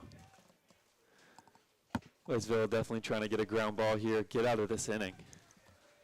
And if you're Kosabuki behind the plate, you got to make sure you keep everything in front of you. With a 2-strike count, Vicevilla is going to want to waste some pitches here. He did a nice job blocking that one. Got to do the same here if you're going down low again. Vicevilla going to take a long look at second. 1-2 pitch to Ayers is grounded towards second base. The flip to short, no throw towards first. Trying to keep that runner on third, but fielder's choice there for Ayers. Shortstop, Ben Lloyd, kept that one in his glove there, decided, hey, maybe that runner on third might come home, and we have 2 outs here still, so Butler's Connor Sackett will come up here. Yeah, Ayers is too fast for that one to be a double play, and I think shortstop over there knew that. Lloyd kind of realized that. He made a pump fake towards first base, trying to draw that runner Bello at third off the bag, maybe a spin throw over to third, catch him off the base, but unable to do so as Bello kept it tight over there at third. Oh, Riceville will make a pickoff move towards third, and he has someone picked off. They'll come home, though. Great job by Butler there. Bello was on third, and he was able to score. Ayers was picked off at first, but the first baseman, Andrew Smart, came home with it. Not a good throw, so Bello was able to score. I was about to mention the possibility of that first and third play we saw earlier with that runner on first just taking off while Vice Villa was set. Instead, Ayers gets picked off there. I don't know if that was intentional, if he was maybe trying to get into that pickle, but a perfect job by Bello of taking off once that first baseman got engaged.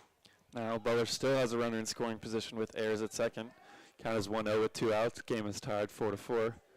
Looks like there might be some action stirring in the Huskies bullpen out and right.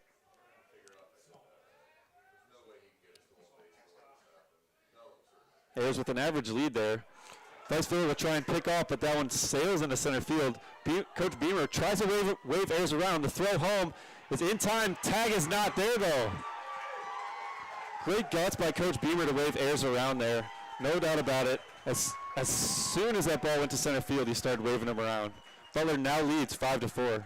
Ayers' speed and base running have been the key to this inning and causing chaos for the NIU defense. We saw him beat out that potential double play from the shortstop, and then he gets picked off, maybe intentionally, to bring in Bello as Bello steals home. Ayers makes it to second, and then Ayers draws a pickoff throw from Viceville. That goes Aarons, able to come all the way around that quickly. Looked like Charlie Parcel had some trouble with that one in center field as Sackett will square the bunt here. That one will go to Viceville, and he will finally get out of this tough inning for the Huskies.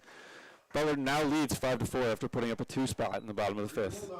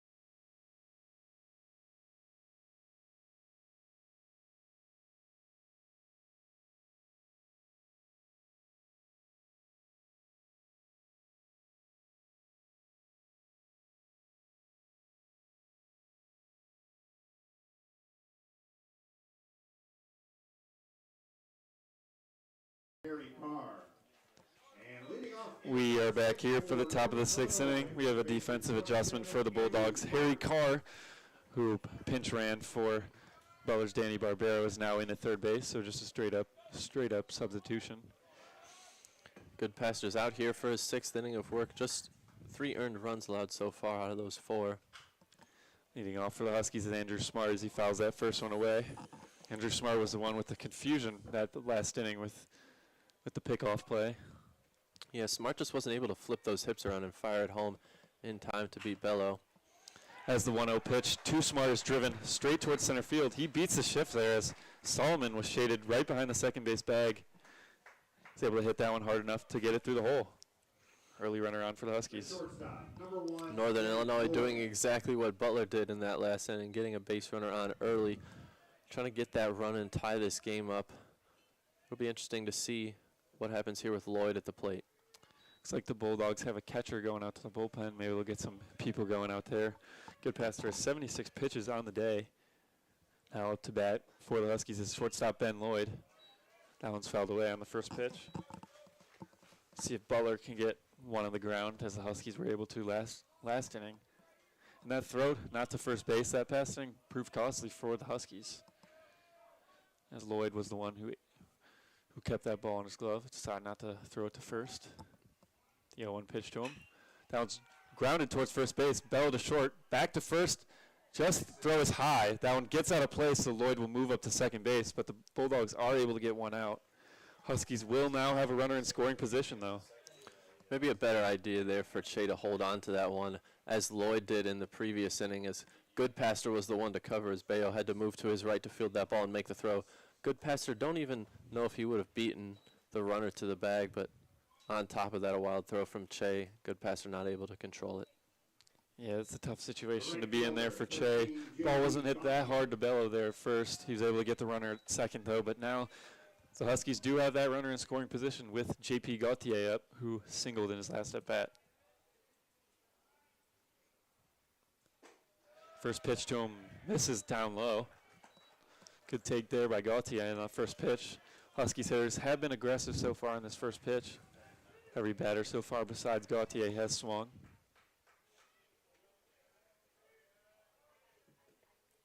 1-0 count to Gauthier, 1 out in the inning. That one's driven foul. It's not going out of play, though. See if Maroknik can run it down. It's not able to. Just out in front of him by a little bit. Bullpen catches down there for NIU. Had to flee as Maroknik and Bayo both chasing that one down, unable to get it. It landed just a few feet past the reach of where Maroknik was at. Lots of foul territory here at Bulldog Park on the right side. Not any at all on the left. We saw Maroknik go out there for an inning grab earlier where he had to cover quite some distance and made that play in foul ground. Kind of a similar play there, but that one just too far out there for him. Count is 1-1 to Gauthier. Goodpaster came set, but checked on the runner at second. Nothing doing there. Ben Lloyd, runner on second for the Huskies. He's got a pretty sizable lead there at second base. Solomon is checking on him. Pitch to Gauthier is an off-speed pitch in there. He's not expecting that off-speed pitch to come in. 1-2 count now. It's a big opportunity here for Goodpaster to get a strikeout, get it down to 2 outs here for the Bulldogs. 1-2 count. Goodpaster comes. Pitch just misses on the outside corner there. Seems like Butler and maybe even the Huskies have gotten that call today, just doesn't get that one there. Feels like that left side of the plate where inside on a righty has been getting a bit more favorable calls. That is where Woodbury, the home plate umpire, is lining up. 2-2 pitch is fouled away. But that right side of the plate is just not having as much distance, I guess, off the plate than we've seen on that other side. So it makes it a bit interesting to see the switch from the righties getting that inside call and the lefties getting that outside call. Makes for a tricky situation for batters. Butler center fielder David Ayers is shading over towards right center a little bit. Count is 2-2 to Gauthier. And the pitch to him, strike 3 looking. Great job paying the outside corner there by Goodpaster. A big second out. Stay with the runner in scoring position, though, with third baseman Cooper Cone coming up to bat. Third baseman, number 4, Cooper. A 7th strikeout on the day for Goodpaster through his 5 2/3 innings of work. Now just got to escape this one, maybe toss it onto the bullpen to close this one out. Goodpaster is just shy of 85 pitches. This will be his 85th pitch right here. First pitch to Cone. It's just outside.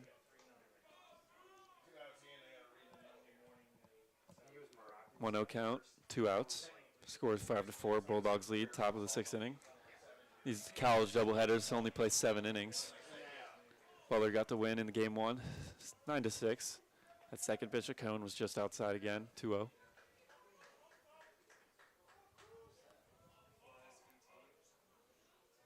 To Cone.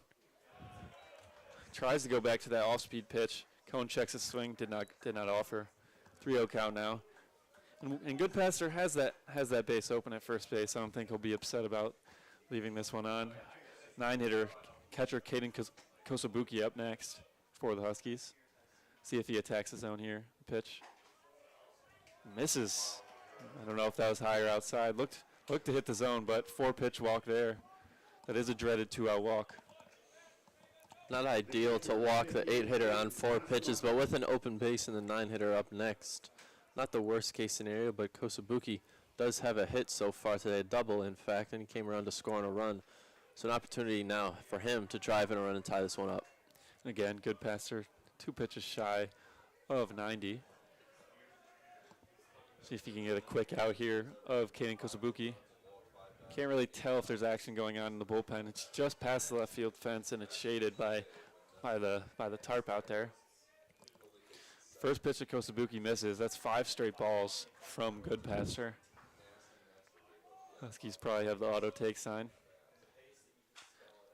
Kosobuki swings at that one though, fouls it away. 1-1 count. Butler has 3 errors on the day after that past error in this past inning from Che. Overthrew Goodpasser at first base. Put Ben Lloyd on second base. On first base is Cooper Cone. That 1-1 pitch to Kosobuki fouls away. 1-2 count now. Goodpasser in a good position here. Let's see if he goes back to those off-speed pitches. Nice job from Goodpasser to fire back 2 strikes in the zone here. 1-2 count here. You probably want to go a bit out of the zone here. Try and get a chase. Avoid any damage here. I expect him to either go up high with the fastball or out and low with that slider we've seen. Count is 1-2, 2 outs in the inning. That 1-2 pitch is an off-speed pitch in there, and Goodpasser is hyping up the Butler dugout. Great job by Goodpasser getting out of the jam. Still a 5-4 lead. That may have been his last inning too. We head to the break.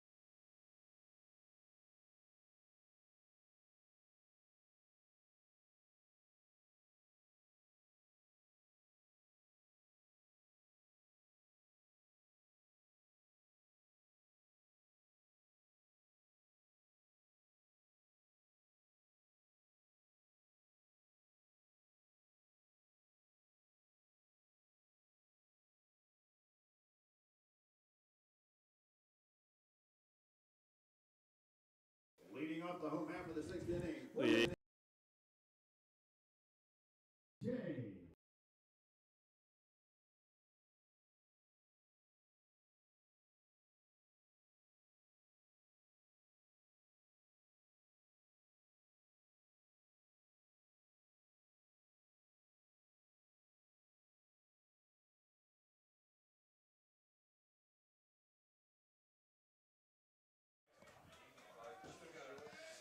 First pitch from Che is fouled away. 0-1 count. He's 0-for-2 on the day. Struck out looking at his first at bat and flied to center in his second. Had good contact on that second. Just went straight to Parcel in center. The 0-1 to him. That's popped sky high towards right field. Gauthier will settle under in right and make the easy catch. 1 quick out for Vicevilla. Vicevilla has 76 pitches on the day, 6 strikeouts, 1 walk, 4 earned runs, and 7 hits in 5 innings pitched. Solid day for him.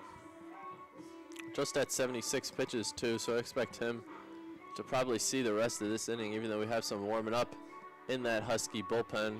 Could potentially save some of those arms down there for tomorrow if the rain holds up and we do play tomorrow.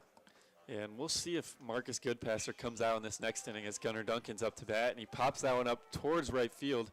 Gautier settling under it, but Andrew Smart makes a play out there sliding behind his back. Great play there by Smart in foul territory to make it.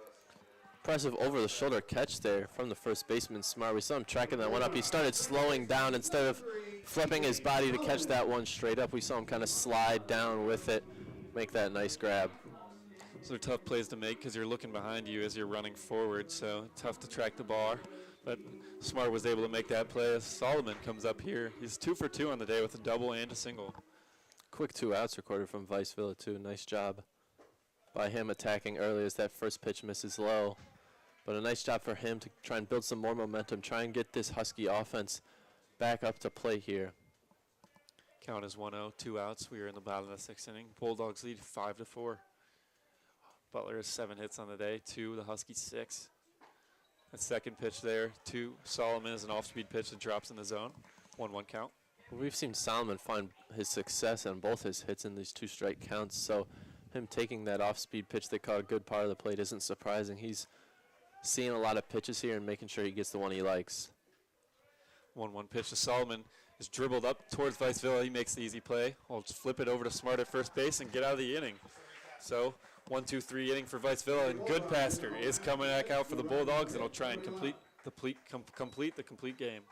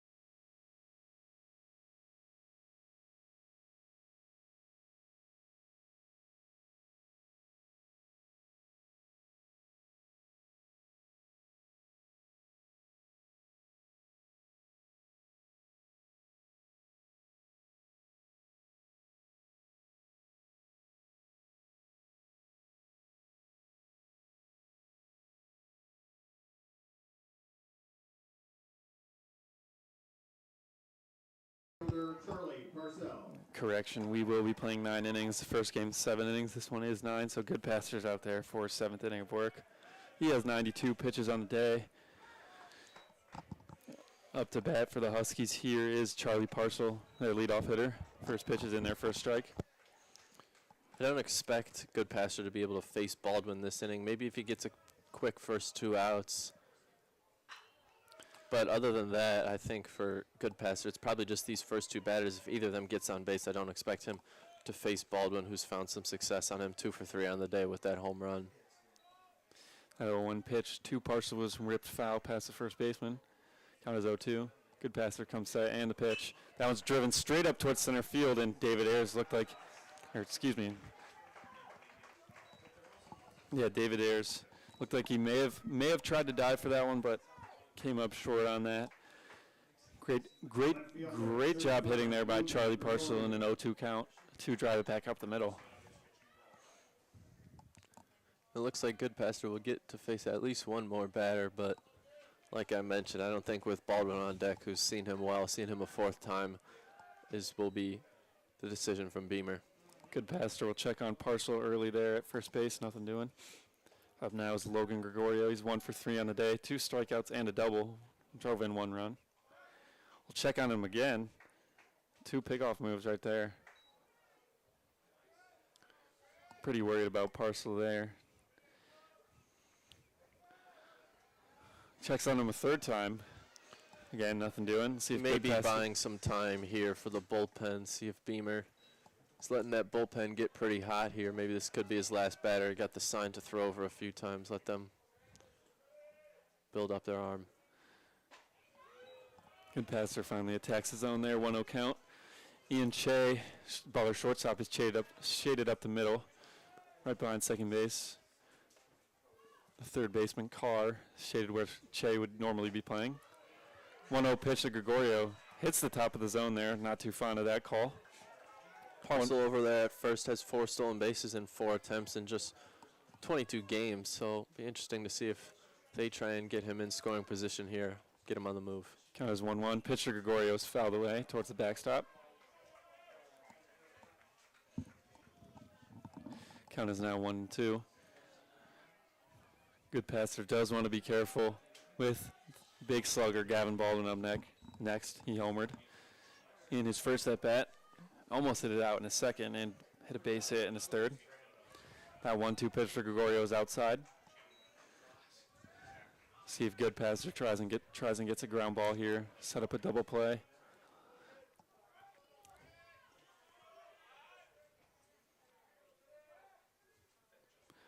Pitch to him. It's driven out towards left field. That'll plug a gap. Drum will flag it down, and it'll cut it off before it reaches the fence. Gets it to the cutoff man, Che. Tough position to be in here for a good passer, though. Second and third with 3-hitter Gavin Baldwin coming up. Got to think this is the end for good passer. It feels like running him out on that 7th inning wasn't the best decision. He's seen some hard contact here and now. The best hitter in the lineup, Gavin Baldwin, coming up. Already hit a home run earlier today. Does have 2 hits and an RBI. It'll be interesting to see if Coach Beamer's going to let him face him for a 4th time. Beamer will come out here for a mound visit. See if it's for a pitching change or just a conversation. Gives Baldwin more time to think about this. Again, interesting to see. Maybe they'll just intentionally walk Baldwin, put a runner on. Doesn't look like there's going to be a pitching change here. Looks like Coach Beamer will just talk through it with good passer. Try and gain his thoughts.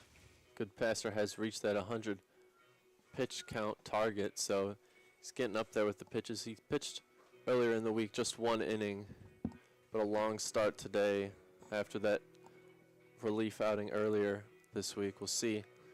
His home plate umpire comes to the plate, and it looks like Beamer's going to stick with his guy. 2 runners on here now. We'll see if they decide to walk the 3-hitter, Gavin Baldwin, with the base open, allow for the forced play at home or to play for the double play. Again, for Northern Illinois, 33, Gavin Baldwin. He will choose to have good passer face Baldwin. Interesting decision here. Third baseman and first baseman shaded in here for the Bulldogs. Right field is very wide open. Outfielders are shading to the left. First pitch to Baldwin. Off-speed pitch, high for a ball. Looks like good passer's losing a bit of that control. He kind of spun that one up top. Not where you want to see that off-speed pitch. Count is 1-0. Pitch to Baldwin. Checks his swing in. He does go. It's exactly what you want for good passer. You want to work on the edges of the zone, if not just everything outside of the zone. See if you can just get Baldwin to get himself out, get him to chase. Count is 1-1. No outs in the inning. That one's in the dirt. Great block by Gunnar Duncan there to keep it in front of him. Runner on third is Charlie Parcel. On second is Logan Gregorio. Count is 2-1. Will Couchman is due up next for the Huskies. He's 0 for 3 so far. Maybe that led into part of the decision for Beamer to let good passer stay in and face Baldwin. Pitch to Baldwin is driven straight back towards center fielder. Straight at Ayers, though. See if he tries to come home with it. Bella will cut it off, though. Game is tied. Good passer does get a much-needed out there, but Baldwin drives in another run. Ayers never really had a chance out there with how deep he was playing and didn't move too much to catch that line drive. It would be pretty hard for him to make an accurate throw and on time. So decides to just kind of lob that one in there towards the pitcher's mound. Bello cuts it off, keeps the runner at second base, does tie it up for the Huskies. Good passer gets that first out of the inning. Still has a runner in scoring position, though. Wants to be careful here with Will Couchman up to bat. He is 0 for 3 on the day. First pitch to him is driven deep out of center field. Ayers is ranging back at the track, at the wall, and that ball is gone. That one travels over the batter's eye to almost dead center. More right center there, but Will Couchman jumps on that first pitch and takes the lead for the Huskies, 7-5. Couchman had been 0 for 3 at that point in the game, but lifts that one deep over the center field wall to give the Huskies a lead. And it looks like that'll be it for Goodpaster as Beamer comes out, and he's going to take the ball from his starting pitcher. So that'll be the total for Goodpaster. Makes it just 6 1/3 innings. 6 earned runs on those 7 runs. Racked up 8 Ks, but the 9 hits and the walk were too much. That ball was destroyed by Couchman there. Morocanic knew immediately, but Ayers kept tracking back towards the wall. That ball was hit way towards the right of the batter's eye, but it looks like he got it over it. We're going to go to break here. We will be back and discuss the pitching change.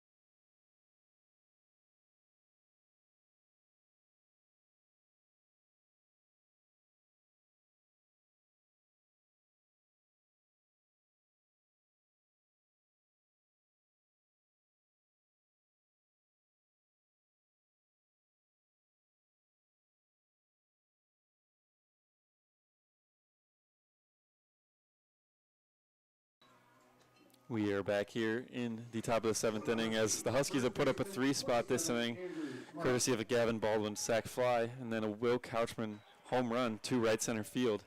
They now lead 7-5. Butler made a pitching change. Coming in is Brett Sherrard, sophomore right-handed pitcher. His numbers on the year, 13 2/3 innings. He's allowed 22 runs, totaling up to a 14.49 ERA. That one's hit deep out to right field. Morocanic is ranging back, and that one drops right in front of the wall. That one does not take a favorable bounce. He's headed for third, and he will get in there standing. Jumps on the first pitch.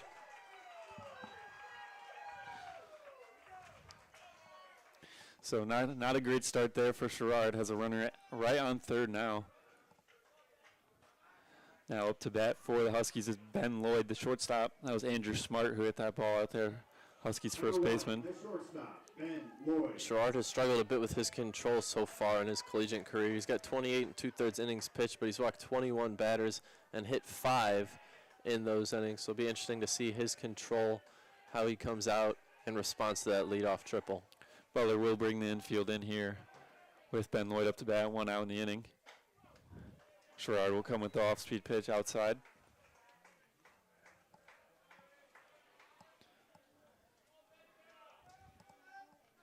Smart, decent lead there at third. Sherrard will take a look. 1-0 pitch. Up. 2-0. Sherrard definitely wants to put these pitches in the zone. Doesn't want to put any extra runners on base. Huskies have already scored 3 this inning.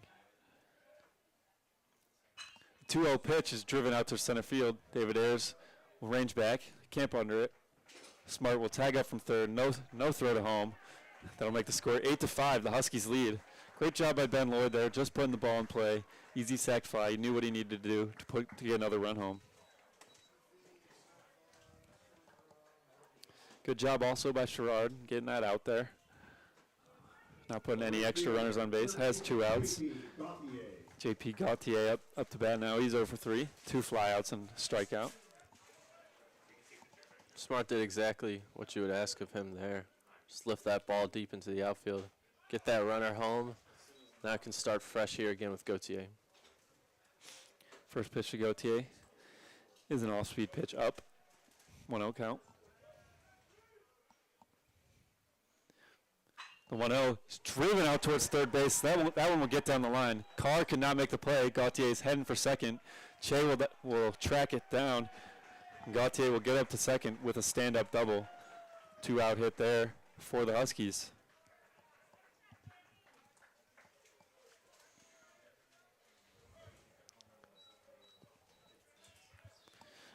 Up to bat now is the 8-hitter, third baseman Cooper Cone. Number 4, Cooper Cone. Cone is 0 for 1 so far in the day. He has reached via a walk and drove in a run as well. Opportunity for him to add an insurance run on to that Husky lead. That is the Huskies' 7th extra base hit of the day. They are 1 for 7 with RISP on the day. First pitch to Cone is a strike. 0-1. See if Sherrard can limit the damage here. 4 runs given up in the inning so far. Swing and a miss there from Cone. Big swing. 0-2. Sherrard in a good spot here to get out of the inning.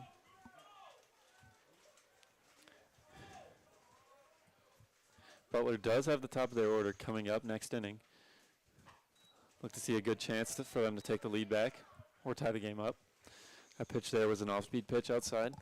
Waste pitch there from Sherrard. 1-2. 2 outs. 1-2 pitch. That fastball rides up. He's going back-to-back waste pitches, it looks like, trying to get the chase. We'll see if he comes back a little closer to the zone. See if he can get a swing and a miss here from Cone. The 2-2 pitch just misses on the outside corner. Been getting that call all day, just doesn't get it there. Count is now full for Sherrard.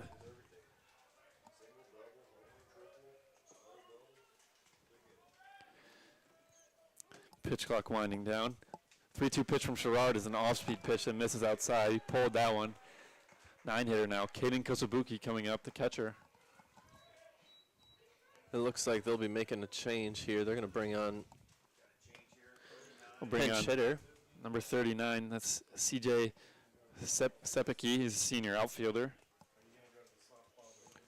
We saw some of that control, or we talked about some of that control for Sherrard, and we saw him fall, or get ahead actually 0-2, and then fall behind back to 3-2, and not able to make his due on that 0-2 count. Ends up walking the batter. Now 2 runners on here.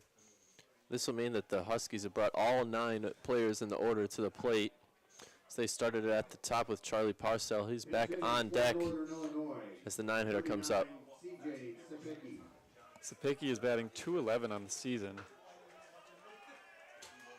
This is his 77th at bat.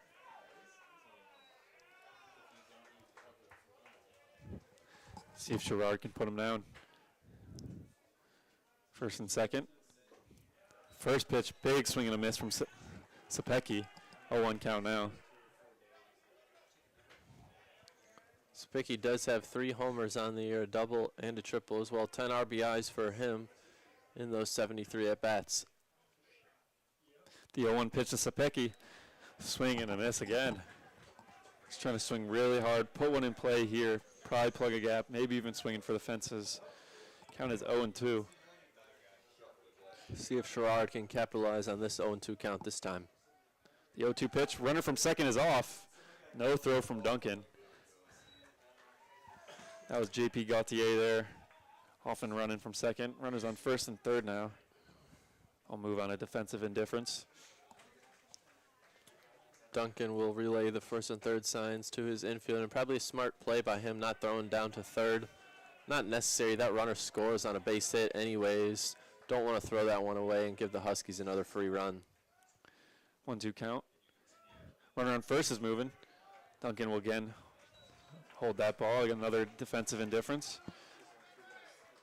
Cooper Cone moving up to second there. Runners on second and third now. Base hit probably scores 2 here. And that would put the Huskies up 5. Big couple pitches here to Sepicki. Count is 2-2, 2 outs in the inning. Pitch to him. Fouled away off the right side. Huskies lead 8-5. It's 5-4 coming into the inning. Put up a 4 spot so far. They have 11 hits on the day to Butler's 7. 1 error. Butler has 3. Sapicki pinch hitting for catcher Kaden Kosabuki. The 2-2 pitch. Bounce fouled away. Dribbler towards the Butler dugout. Sapicki's doing a nice job fighting off these pitches in the zone as Sherrard's firing more in. This Husky dugout is getting fired up with this battle and this big inning. They got 2 runners in scoring position here. Could be time to break this one open for them. Sherrard does not want to lose Sapicki. 2-2 pitch to him is driven out towards left field. Not too far though. Will make the play. That's Ryan Drum able to get under it. He will come up to bat in this next bottom of the 7th inning.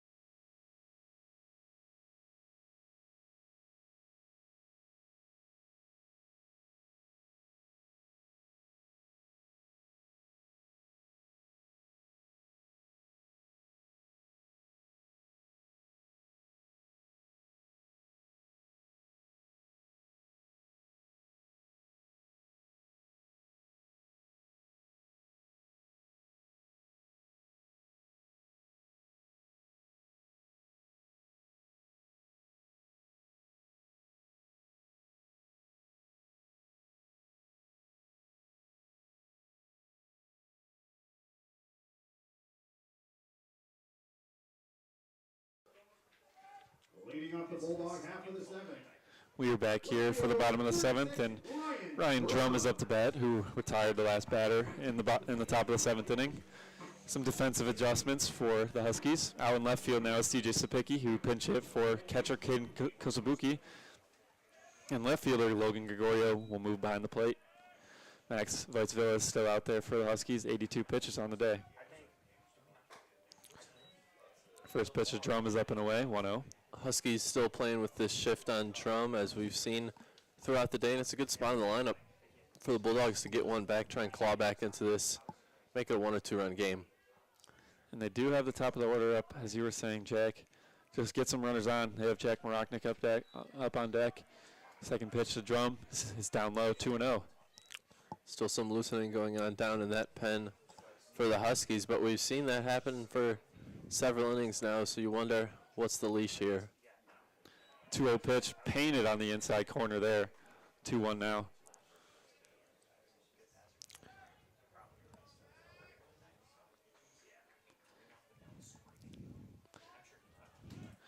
Viceville on 6 innings pitched has given up 7 hits, 4 earned runs, only 1 walk, 6 strikeouts. As that one will make it a 3-1 count outside.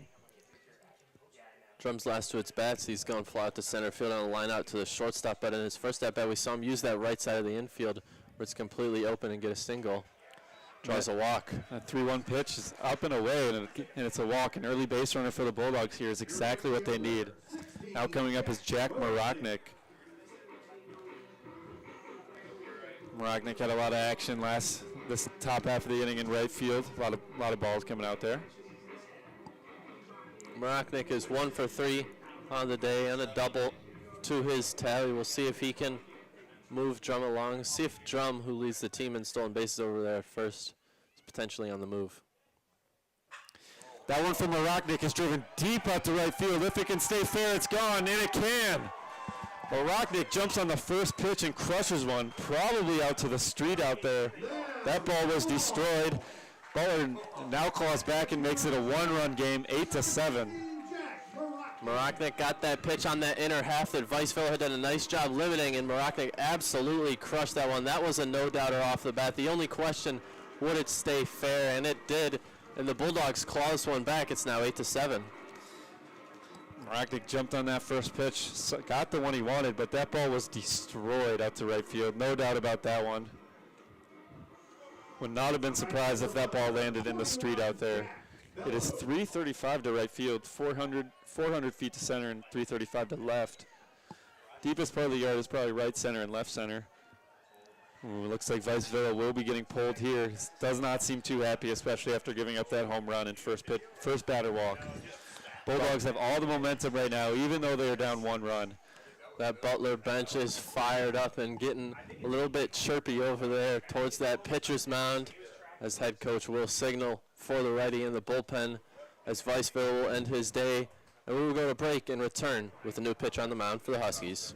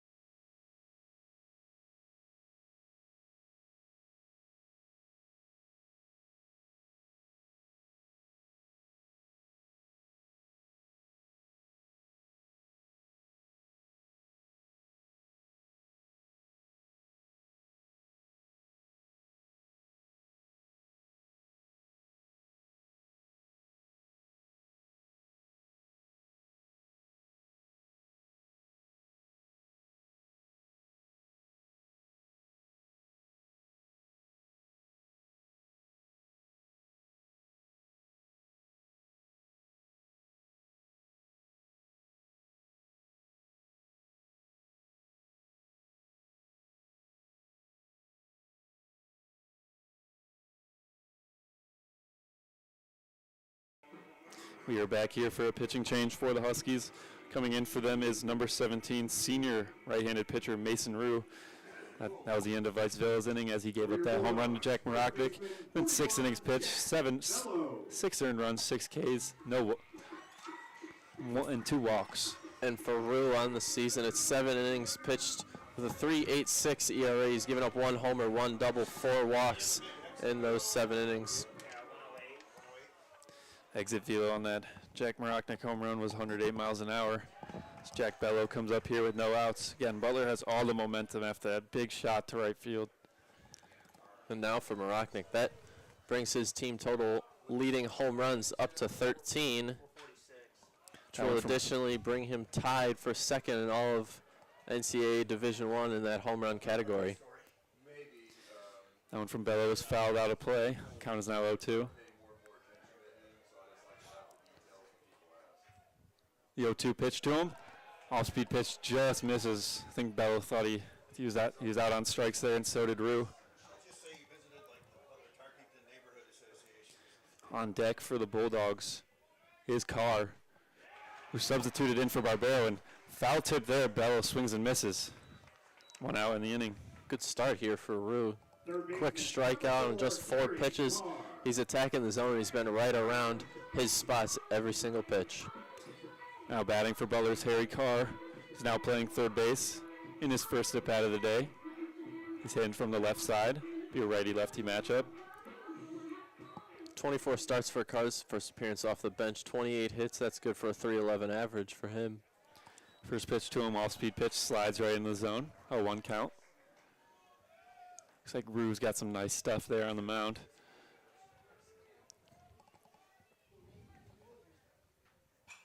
That one is fouled away.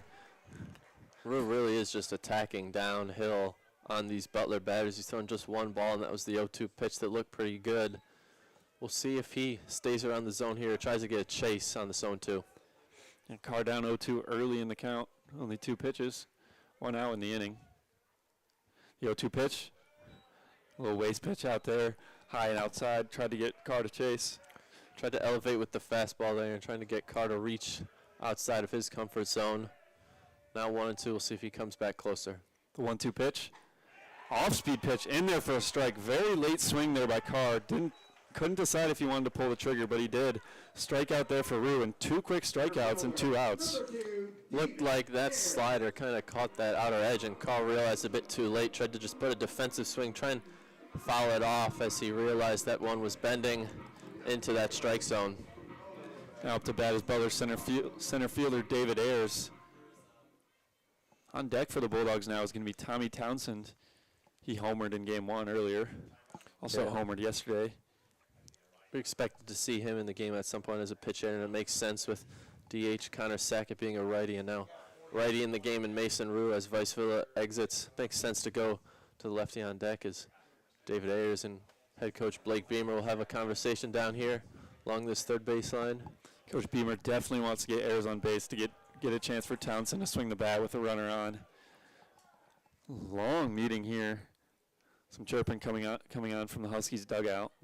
Telling umpire Aaron Woodbury to break it up. Finally does that. We saw this work earlier for Beamer. We'll see if same goes here for Ayers. Ayers had a tough day at the plate. 2 strikeouts and a fielder's choice. He did beat that out and then caused the chaos in the base paths. If he can get on here as the tying run, cause some more chaos with a big bat like Townsend on deck, it'll be interesting. First pitch to Ayers. Checks his swing. Does not go. Got the call from Darryl Morton Jr. down there at third base. 1-0 count. The 1-0. That one's an off-speed pitch in there for a strike. That off-speed pitch is working early here for Mason Rue. Back-to-back off-speed pitches to start off Ayers here. We'll see if he goes back to the fastball, see if that's what Ayers is sitting on. It's an off-speed pitch at the back foot of Ayers. Does not get him to swing. 2-1 count now. Let's see if he comes with a fastball. 3 pitches, 3 breaking balls, 2 of them inside, 1 of them catching that outer third for a strike. 2-1. He does come with the fastball. Ayers with a deep drive to right, straight at the scoreboard, and that ball is gone. David Ayers has tied this ball game 8-8. He got the fastball and he jumped on it. Mason Rue finally gave in and threw Ayers his fastball on the 4th pitch of it at bat, and he crushed it. Bat flipped it straight off the bat. A little stare down for the Husky dugout as he heads back to this Butler dugout, ties it up 8-8.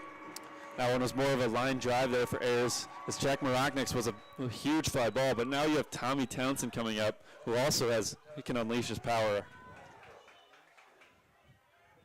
Looked like Mason Rue was going to be dealing the rest of this inning, but Ayers jumped on that fastball.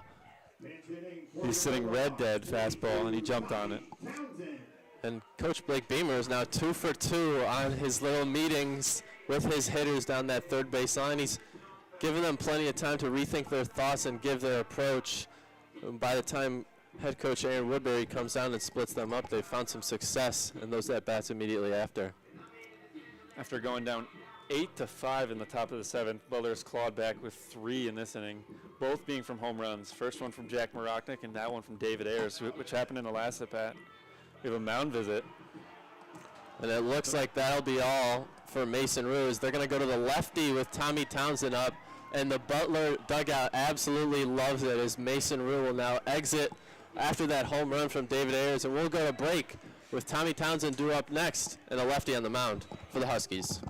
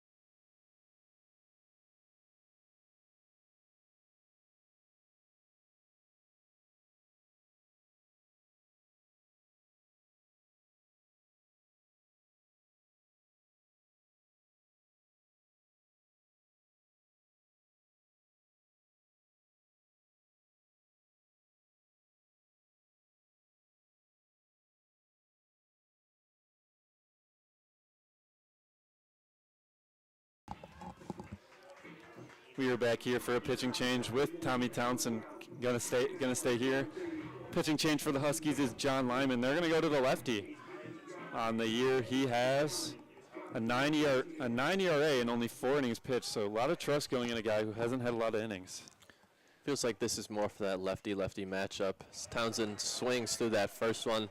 The second they saw Townsend check into the game here, they went to the bullpen with the lefty. And for Townsend on the year, 17 starts, 57 at-bats. He's got 5 home runs, a 6.14 slug, which is really good. Totals his OPS near about 1.0. Count is 0-1 in the pitch to him. We'll see. That one is outside. We'll see if he even tests him with a fastball here. They just saw what happened with Ayers in the 2-1 count. Gave him a fastball and went yard. Right fielder playing pretty deep for Townsend here. That one just missed on the outside corner. Townsend does a little signal to the Butler dugout. I don't know, 2-1 count here. See if he goes back with that off-speed pitch. Just went with that fastball. Tried to hit the outside corner. Got to put one in the zone here if he doesn't want to lose him. That one's an off-speed pitch that goes inside to Townsend. Backs him off the plate. 3-1 count now. Be interesting to see if Townsend gets on, if Blake Beamer decides that a pinch runner, even with 2 outs as the go-ahead run, is the decision, or if the potential for Townsend to come up again in the 9th is too much to substitute out his speed. The 3-1 is an off-speed pitch over the middle, but Townsend will pop it up to the second baseman. Will Couchman will settle under it and make the catch. So Butler was down 8-5 coming in the inning, but with home runs from Jack Maroknik and David Ayers, they tie this game back up. We head to the top of the 8th.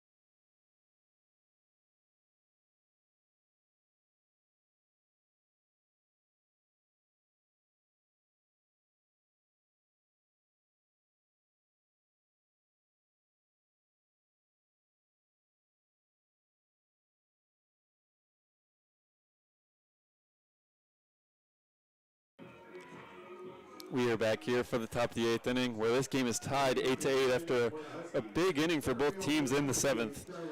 The Huskies put up 4 and the Bulldogs put up 3. We have a new pitcher for the Bulldogs. Right-handed pitcher Tate Foxen is in. Foxen on the year, 7 appearances, 5 starts, 14 2/3 innings pitched, totaling to a 13.5 ERA. So he deals that first pitch. Looked pretty good, not called by the home plate umpire, but Foxen has had a bit of issues with the control. 25 career innings over his 2 years.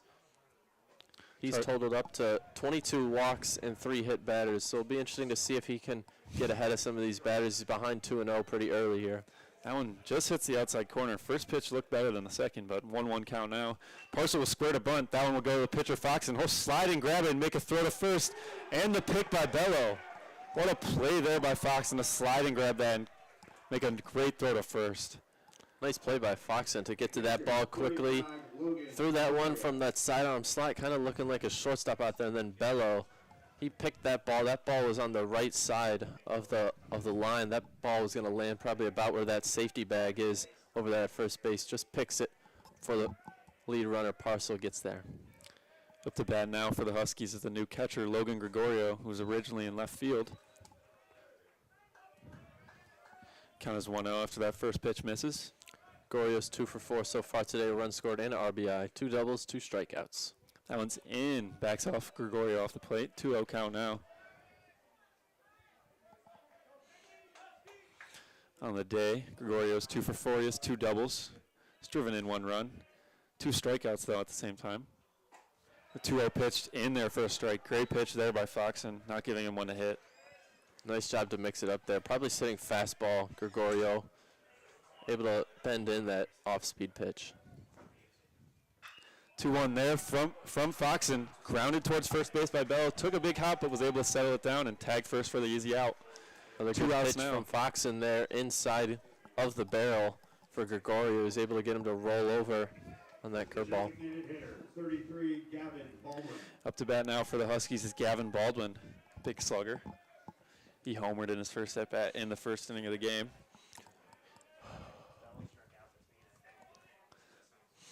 First pitch to him. Swing and a miss. Took something off there.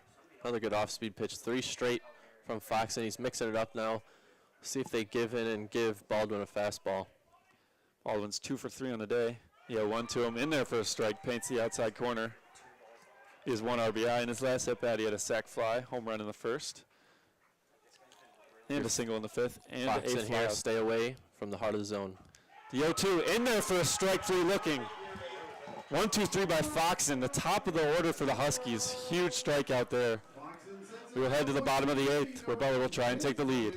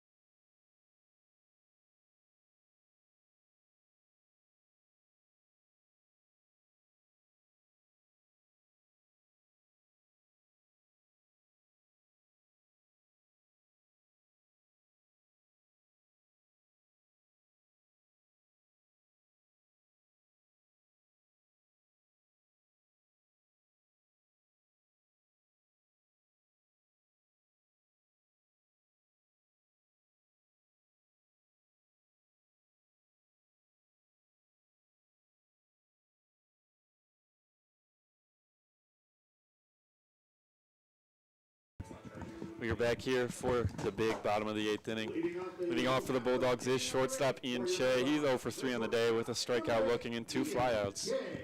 He is due for a hit. Could be huge for Butler to get that lead-off hitter on. 7, 8, and 9 due up for Butler here. So if they get a runner or 2 on, they can flip it back to the top of the lineup, possibly get Maroknik back up. We saw that huge homer. See if he can do it again. Staying in for the Huskies is John Lyman. He seemed like he just came in to face Tommy Townsend and got that out, but he will stay in to face a couple righties here for the Bulldogs. Do have a righty loosening down in that Husky pen. See how long the leash is for Lyman. The 0-1 pitch. Off-speed misses outside to Che. Second baseman for the Huskies is shading a little bit up the middle. Still to the right of second base, though. Right center. Pretty wide open here. Count is 1-1.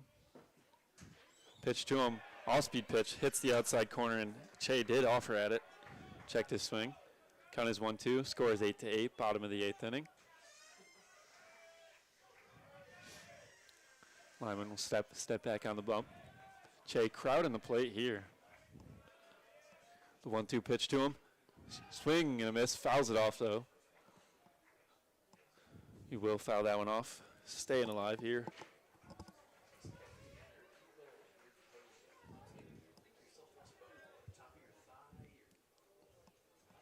Jack, what do the Bulldogs need to do here to really start a rally and get that lead run? They got to get one of these 3 runners on, and the 8 and 9 spots have been good for the Bulldogs. Duncan's 1 for 3, the freshman catcher, and Solomon 2 for 3. The 1-2 to Che is in there on the inside corner for a strike. His second strikeout looking on the day. One quick out here for Lyman. Your catcher. And as I was saying, this bottom of the order has found some success, but Che hasn't. He's 0 for 4 now. But this bottom of the lineup has reached base a few times. If they can get one guy on, flip it over to the top, and Ryan jump Jack Maroknik, I think they could be in business. Lyman will stay out there for Duncan. Duncan again, he has that open stance. He's 1 for 3 on the day. The base hit and a run scored in his first at-bat.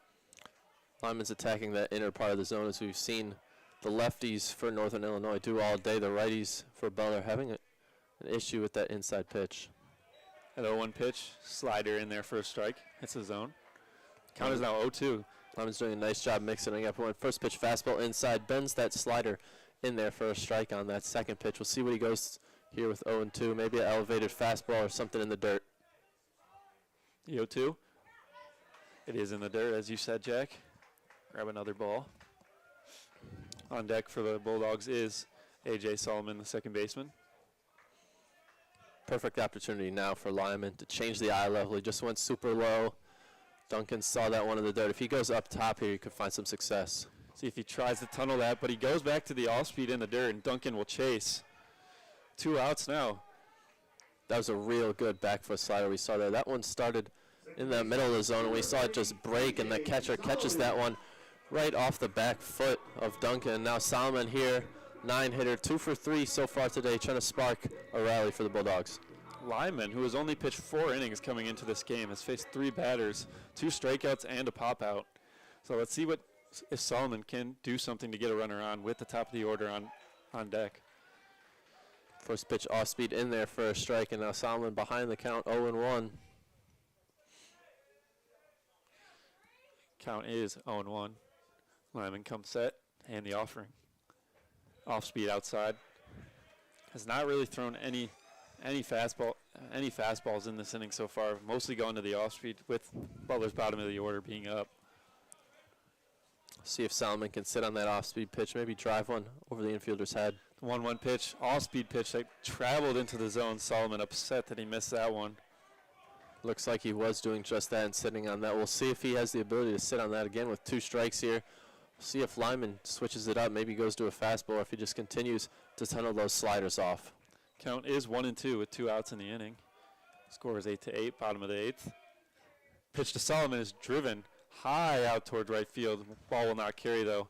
JP Gauthier will settle under that one and make the 3rd out. Lyman is hyped coming off the mound too. 2 zeros for both teams in the 8th inning. We head to the top of the 9th.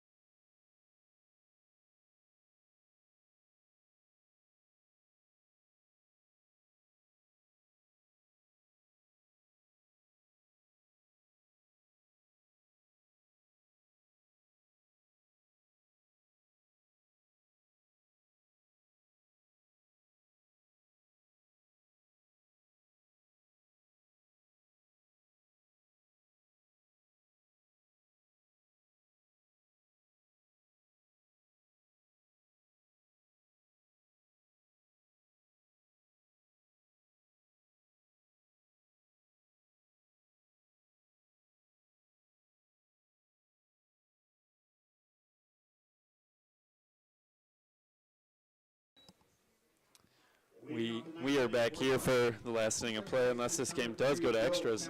Tate Foxen will stay out there after going 1-2-3 last inning. Leading off for the Huskies, though, is Will Couchman. He was 0 for 3 until he homered deep out the right center field in his last at-bat. Seems like the outfielders are playing very far in on Couchman, too. Looks like Ayers has played pretty shallow. It seems like every time a ball is hit to him, he's running back. So interesting to see, even with the home run we just saw hit, him still playing in that same spot. Foxen going quick there after the first pitch. Couchman fouls that one off, 1-1 count. Yeah, but as you're saying, Ayers is very shallow out there as well as the left fielder, but Maroknik is probably the deepest. And we've seen Ayers make some good plays out there on his back foot, running and chasing down those fly balls. So maybe he just feels a bit more comfortable chasing after the ball, gets some better reads if he can get on the run back first. But we see Maroknik playing with a bit more depth. Left fielder pretty shallow as well. 1-1 pitch there to Couchman was fouled away off the left side. Again, lots of foul territory here near the Butler dugout, but not down the line. The 1-2 is swing and a miss from Couchman. Foxen went back up in the zone there with a fastball and got the swing and miss. It's back-to-back strikeouts now for Foxen. He's really getting in a groove here. He's found that control that he struggled with those first two batters, and he's settling in. Now he's in a rhythm. Andrew Smart now up to bat. He's had a great day at the plate so far. Also made a great play in foul territory earlier as the first pitch will ride high. 1-0 count. Smart's 2 for 4 on the day. 2 runs scored. Struck out once. Added a triple to his tally. Trying to start something off for the Huskies. That's an off-speed pitch ripped into the gap. Ayers will try and track that one down, but it'll roll all the way to the wall. Smart will get to second. We'll see if he tries for third. He'll stay up at second. Huskies are in business now with a runner on second base. That slider there just hung over the middle, Jack. Yeah, bad pitch from Fox, and he'd been throwing that slider a lot more in these recent at-bats, and we just see him leave that one a bit up in the zone. Luckily for him, Smart didn't pay the ultimate price and hit that one over, but it looks like the Huskies will go to a pinch runner, and Smart will come off, and it looks like they're going to go to Jalen House, the freshman outfielder, for some added speed at second base. Up to bat now is Ben Lloyd, who has also had a pretty good day at the plate. There's 1 RBI. He had a sac fly in his last at-bat. He had a single in the fourth. Huskies batter, shortstop, number 1, Ben Lloyd. Tough situation to be in here for Foxen after giving up that double. But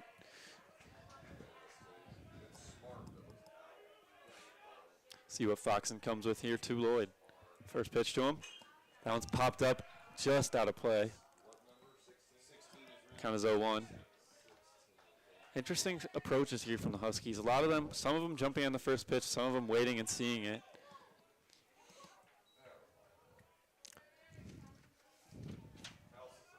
Looks like another member is going down to join that Husky bullpen, see if they have a change for this bottom of the 9th inning with Butler having a chance to walk it off. Someone was down there throwing. Now they've got a second arm down there loosening as well. That 0-1 pitch to Lloyd earlier just missed on the outside corner. Again, that seems like a call the Bulldogs and the Huskies have been getting all day. Zone has been a little all over the place today. And for House, the runner at second base, real steal threat and speed threat for the Huskies. He's got 4 stolen bases in 15 games, but he hasn't started any games, just 9 at-bats. So it looks like he's coming in as a pinch runner or maybe a defensive replacement more frequently than not. So 4 stolen bases in that little playing time is impressive. We'll see if he tries to swipe third. He already is in scoring position, though. 1-1 count here, 1 out in the inning. That one got in on Lloyd, pulled that one foul. I think for House at second base, if the batter at the plate, Lloyd, wasn't a lefty, that maybe adds to the probability that he gets the green light to try and swipe that bag. But with that right-handed batter's box open, it's an easy throw for the catcher. Doesn't have the biggest lead. Foxen looked like he was going to try and pick off there as Lloyd fouls that one off. Foxen's doing a nice job mixing his looks with that one. We haven't seen that look towards second base, so he's trying to hold House as close as he can and let those middle infielders stick in position, not let them get too far out and allow a base hit through this infield. Count is 1-2 again. And we'll do it again. That one's hit towards A.J. Solomon on a one-hop. I'll make the play to Bello at first and get 2 outs. House will move up to third on the ground out, but Foxen now has 2 outs. Going to be a big batter here with J.P. Gauthier coming up. Nice little Sunday hop over there to Solomon at first base. That ball hit on the lip of that infield grass and bounced right up to him at that back edge of the infield.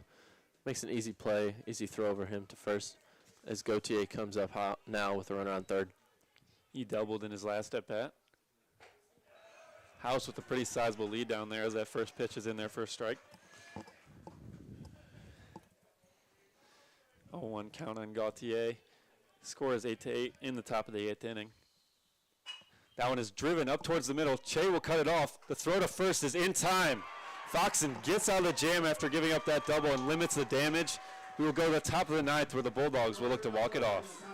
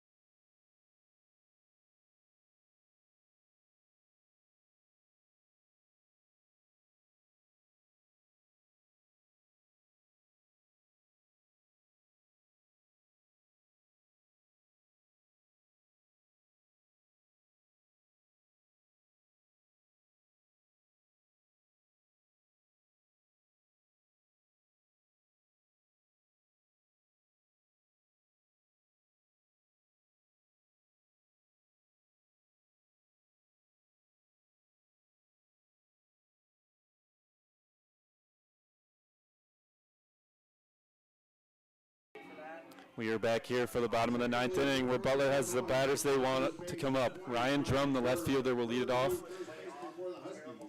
Staying out there for the Huskies is pitching John Lyman, the lefty. Coming in at first base for the Huskies is number 20, senior Ryan Burr, after Smart was pinch hit for this past half inning. First pitch to Drum almost hits him, bounces in there for a ball. Butler dugout is implying him to stick in there and wear that one off the foot. So he gets ahead now, and the count. Drum does 1-0. Butler definitely wants to get a base runner on for Jack Maroknik on deck as that one is down low for a ball. Drum had a walk in his last at bat and came around to score. Again, Maroknik homered in that bottom of the 7th inning, deep to right field. That 2-0 pitch to Drum is hitting sky high to left field. Sapicki will get under it and make the play. 1 out. This is the matchup that we were highlighting in between the break here with Maroknik going up against Lyman. We talked about Lyman, the lefty, being in here probably to face Maroknik because Northern Illinois elected to go to a righty to start this inning. They would have had one face Maroknik. So the lefty-lefty matchup now for Maroknik. Is there any chance you think Maroknik sees a fastball in this at-bat, Jack? I wouldn't throw him a fastball. I would try and keep everything around the edges of the zone. You got to make him chase. Make him get himself out. So that first pitch is an off-speed pitch high. Definitely don't want to put him on, but you also don't want to give him a pitch to hit right over the middle. Count is 1-0 in the pitch to Maroknik. Off-speed high again. Looks like he might be leaning on that slider. Looks like he was ready for that one. We'll see. At this point, if I'm Lyman, I don't go anywhere near the zone. Maroknik's looking to hit this ball out of the park. 2-0 pitch again. High and inside, off-speed pitch. Maroknik looks a little upset there that he's not getting a pitch to hit. The green light is definitely on here for Maroknik, considering his impact on the Butler lineup. Let's see if Lyman even throws one anyone near. Again, off-speed pitch inside. Maroknik little bat flip back to first base. A little shake of the head running down as he didn't get a pitch to hit. Lyman threw him the 4 exact same pitches, just a high and tight slider. No chance to even swing at that. Maroknik didn't even have to think that plate appearance. That now brings up Jack Bello. He's the only righty now in a stretch of lefties. The next 3 batters following will be lefties, but it looks like Northern Illinois will call a meeting. We'll see if that is the end for Lyman. His coach comes out. Looks like they'll be bringing in a righty. They will go to the righty. We'll take a quick break here as we'll be right back for Jack Bello's at bat.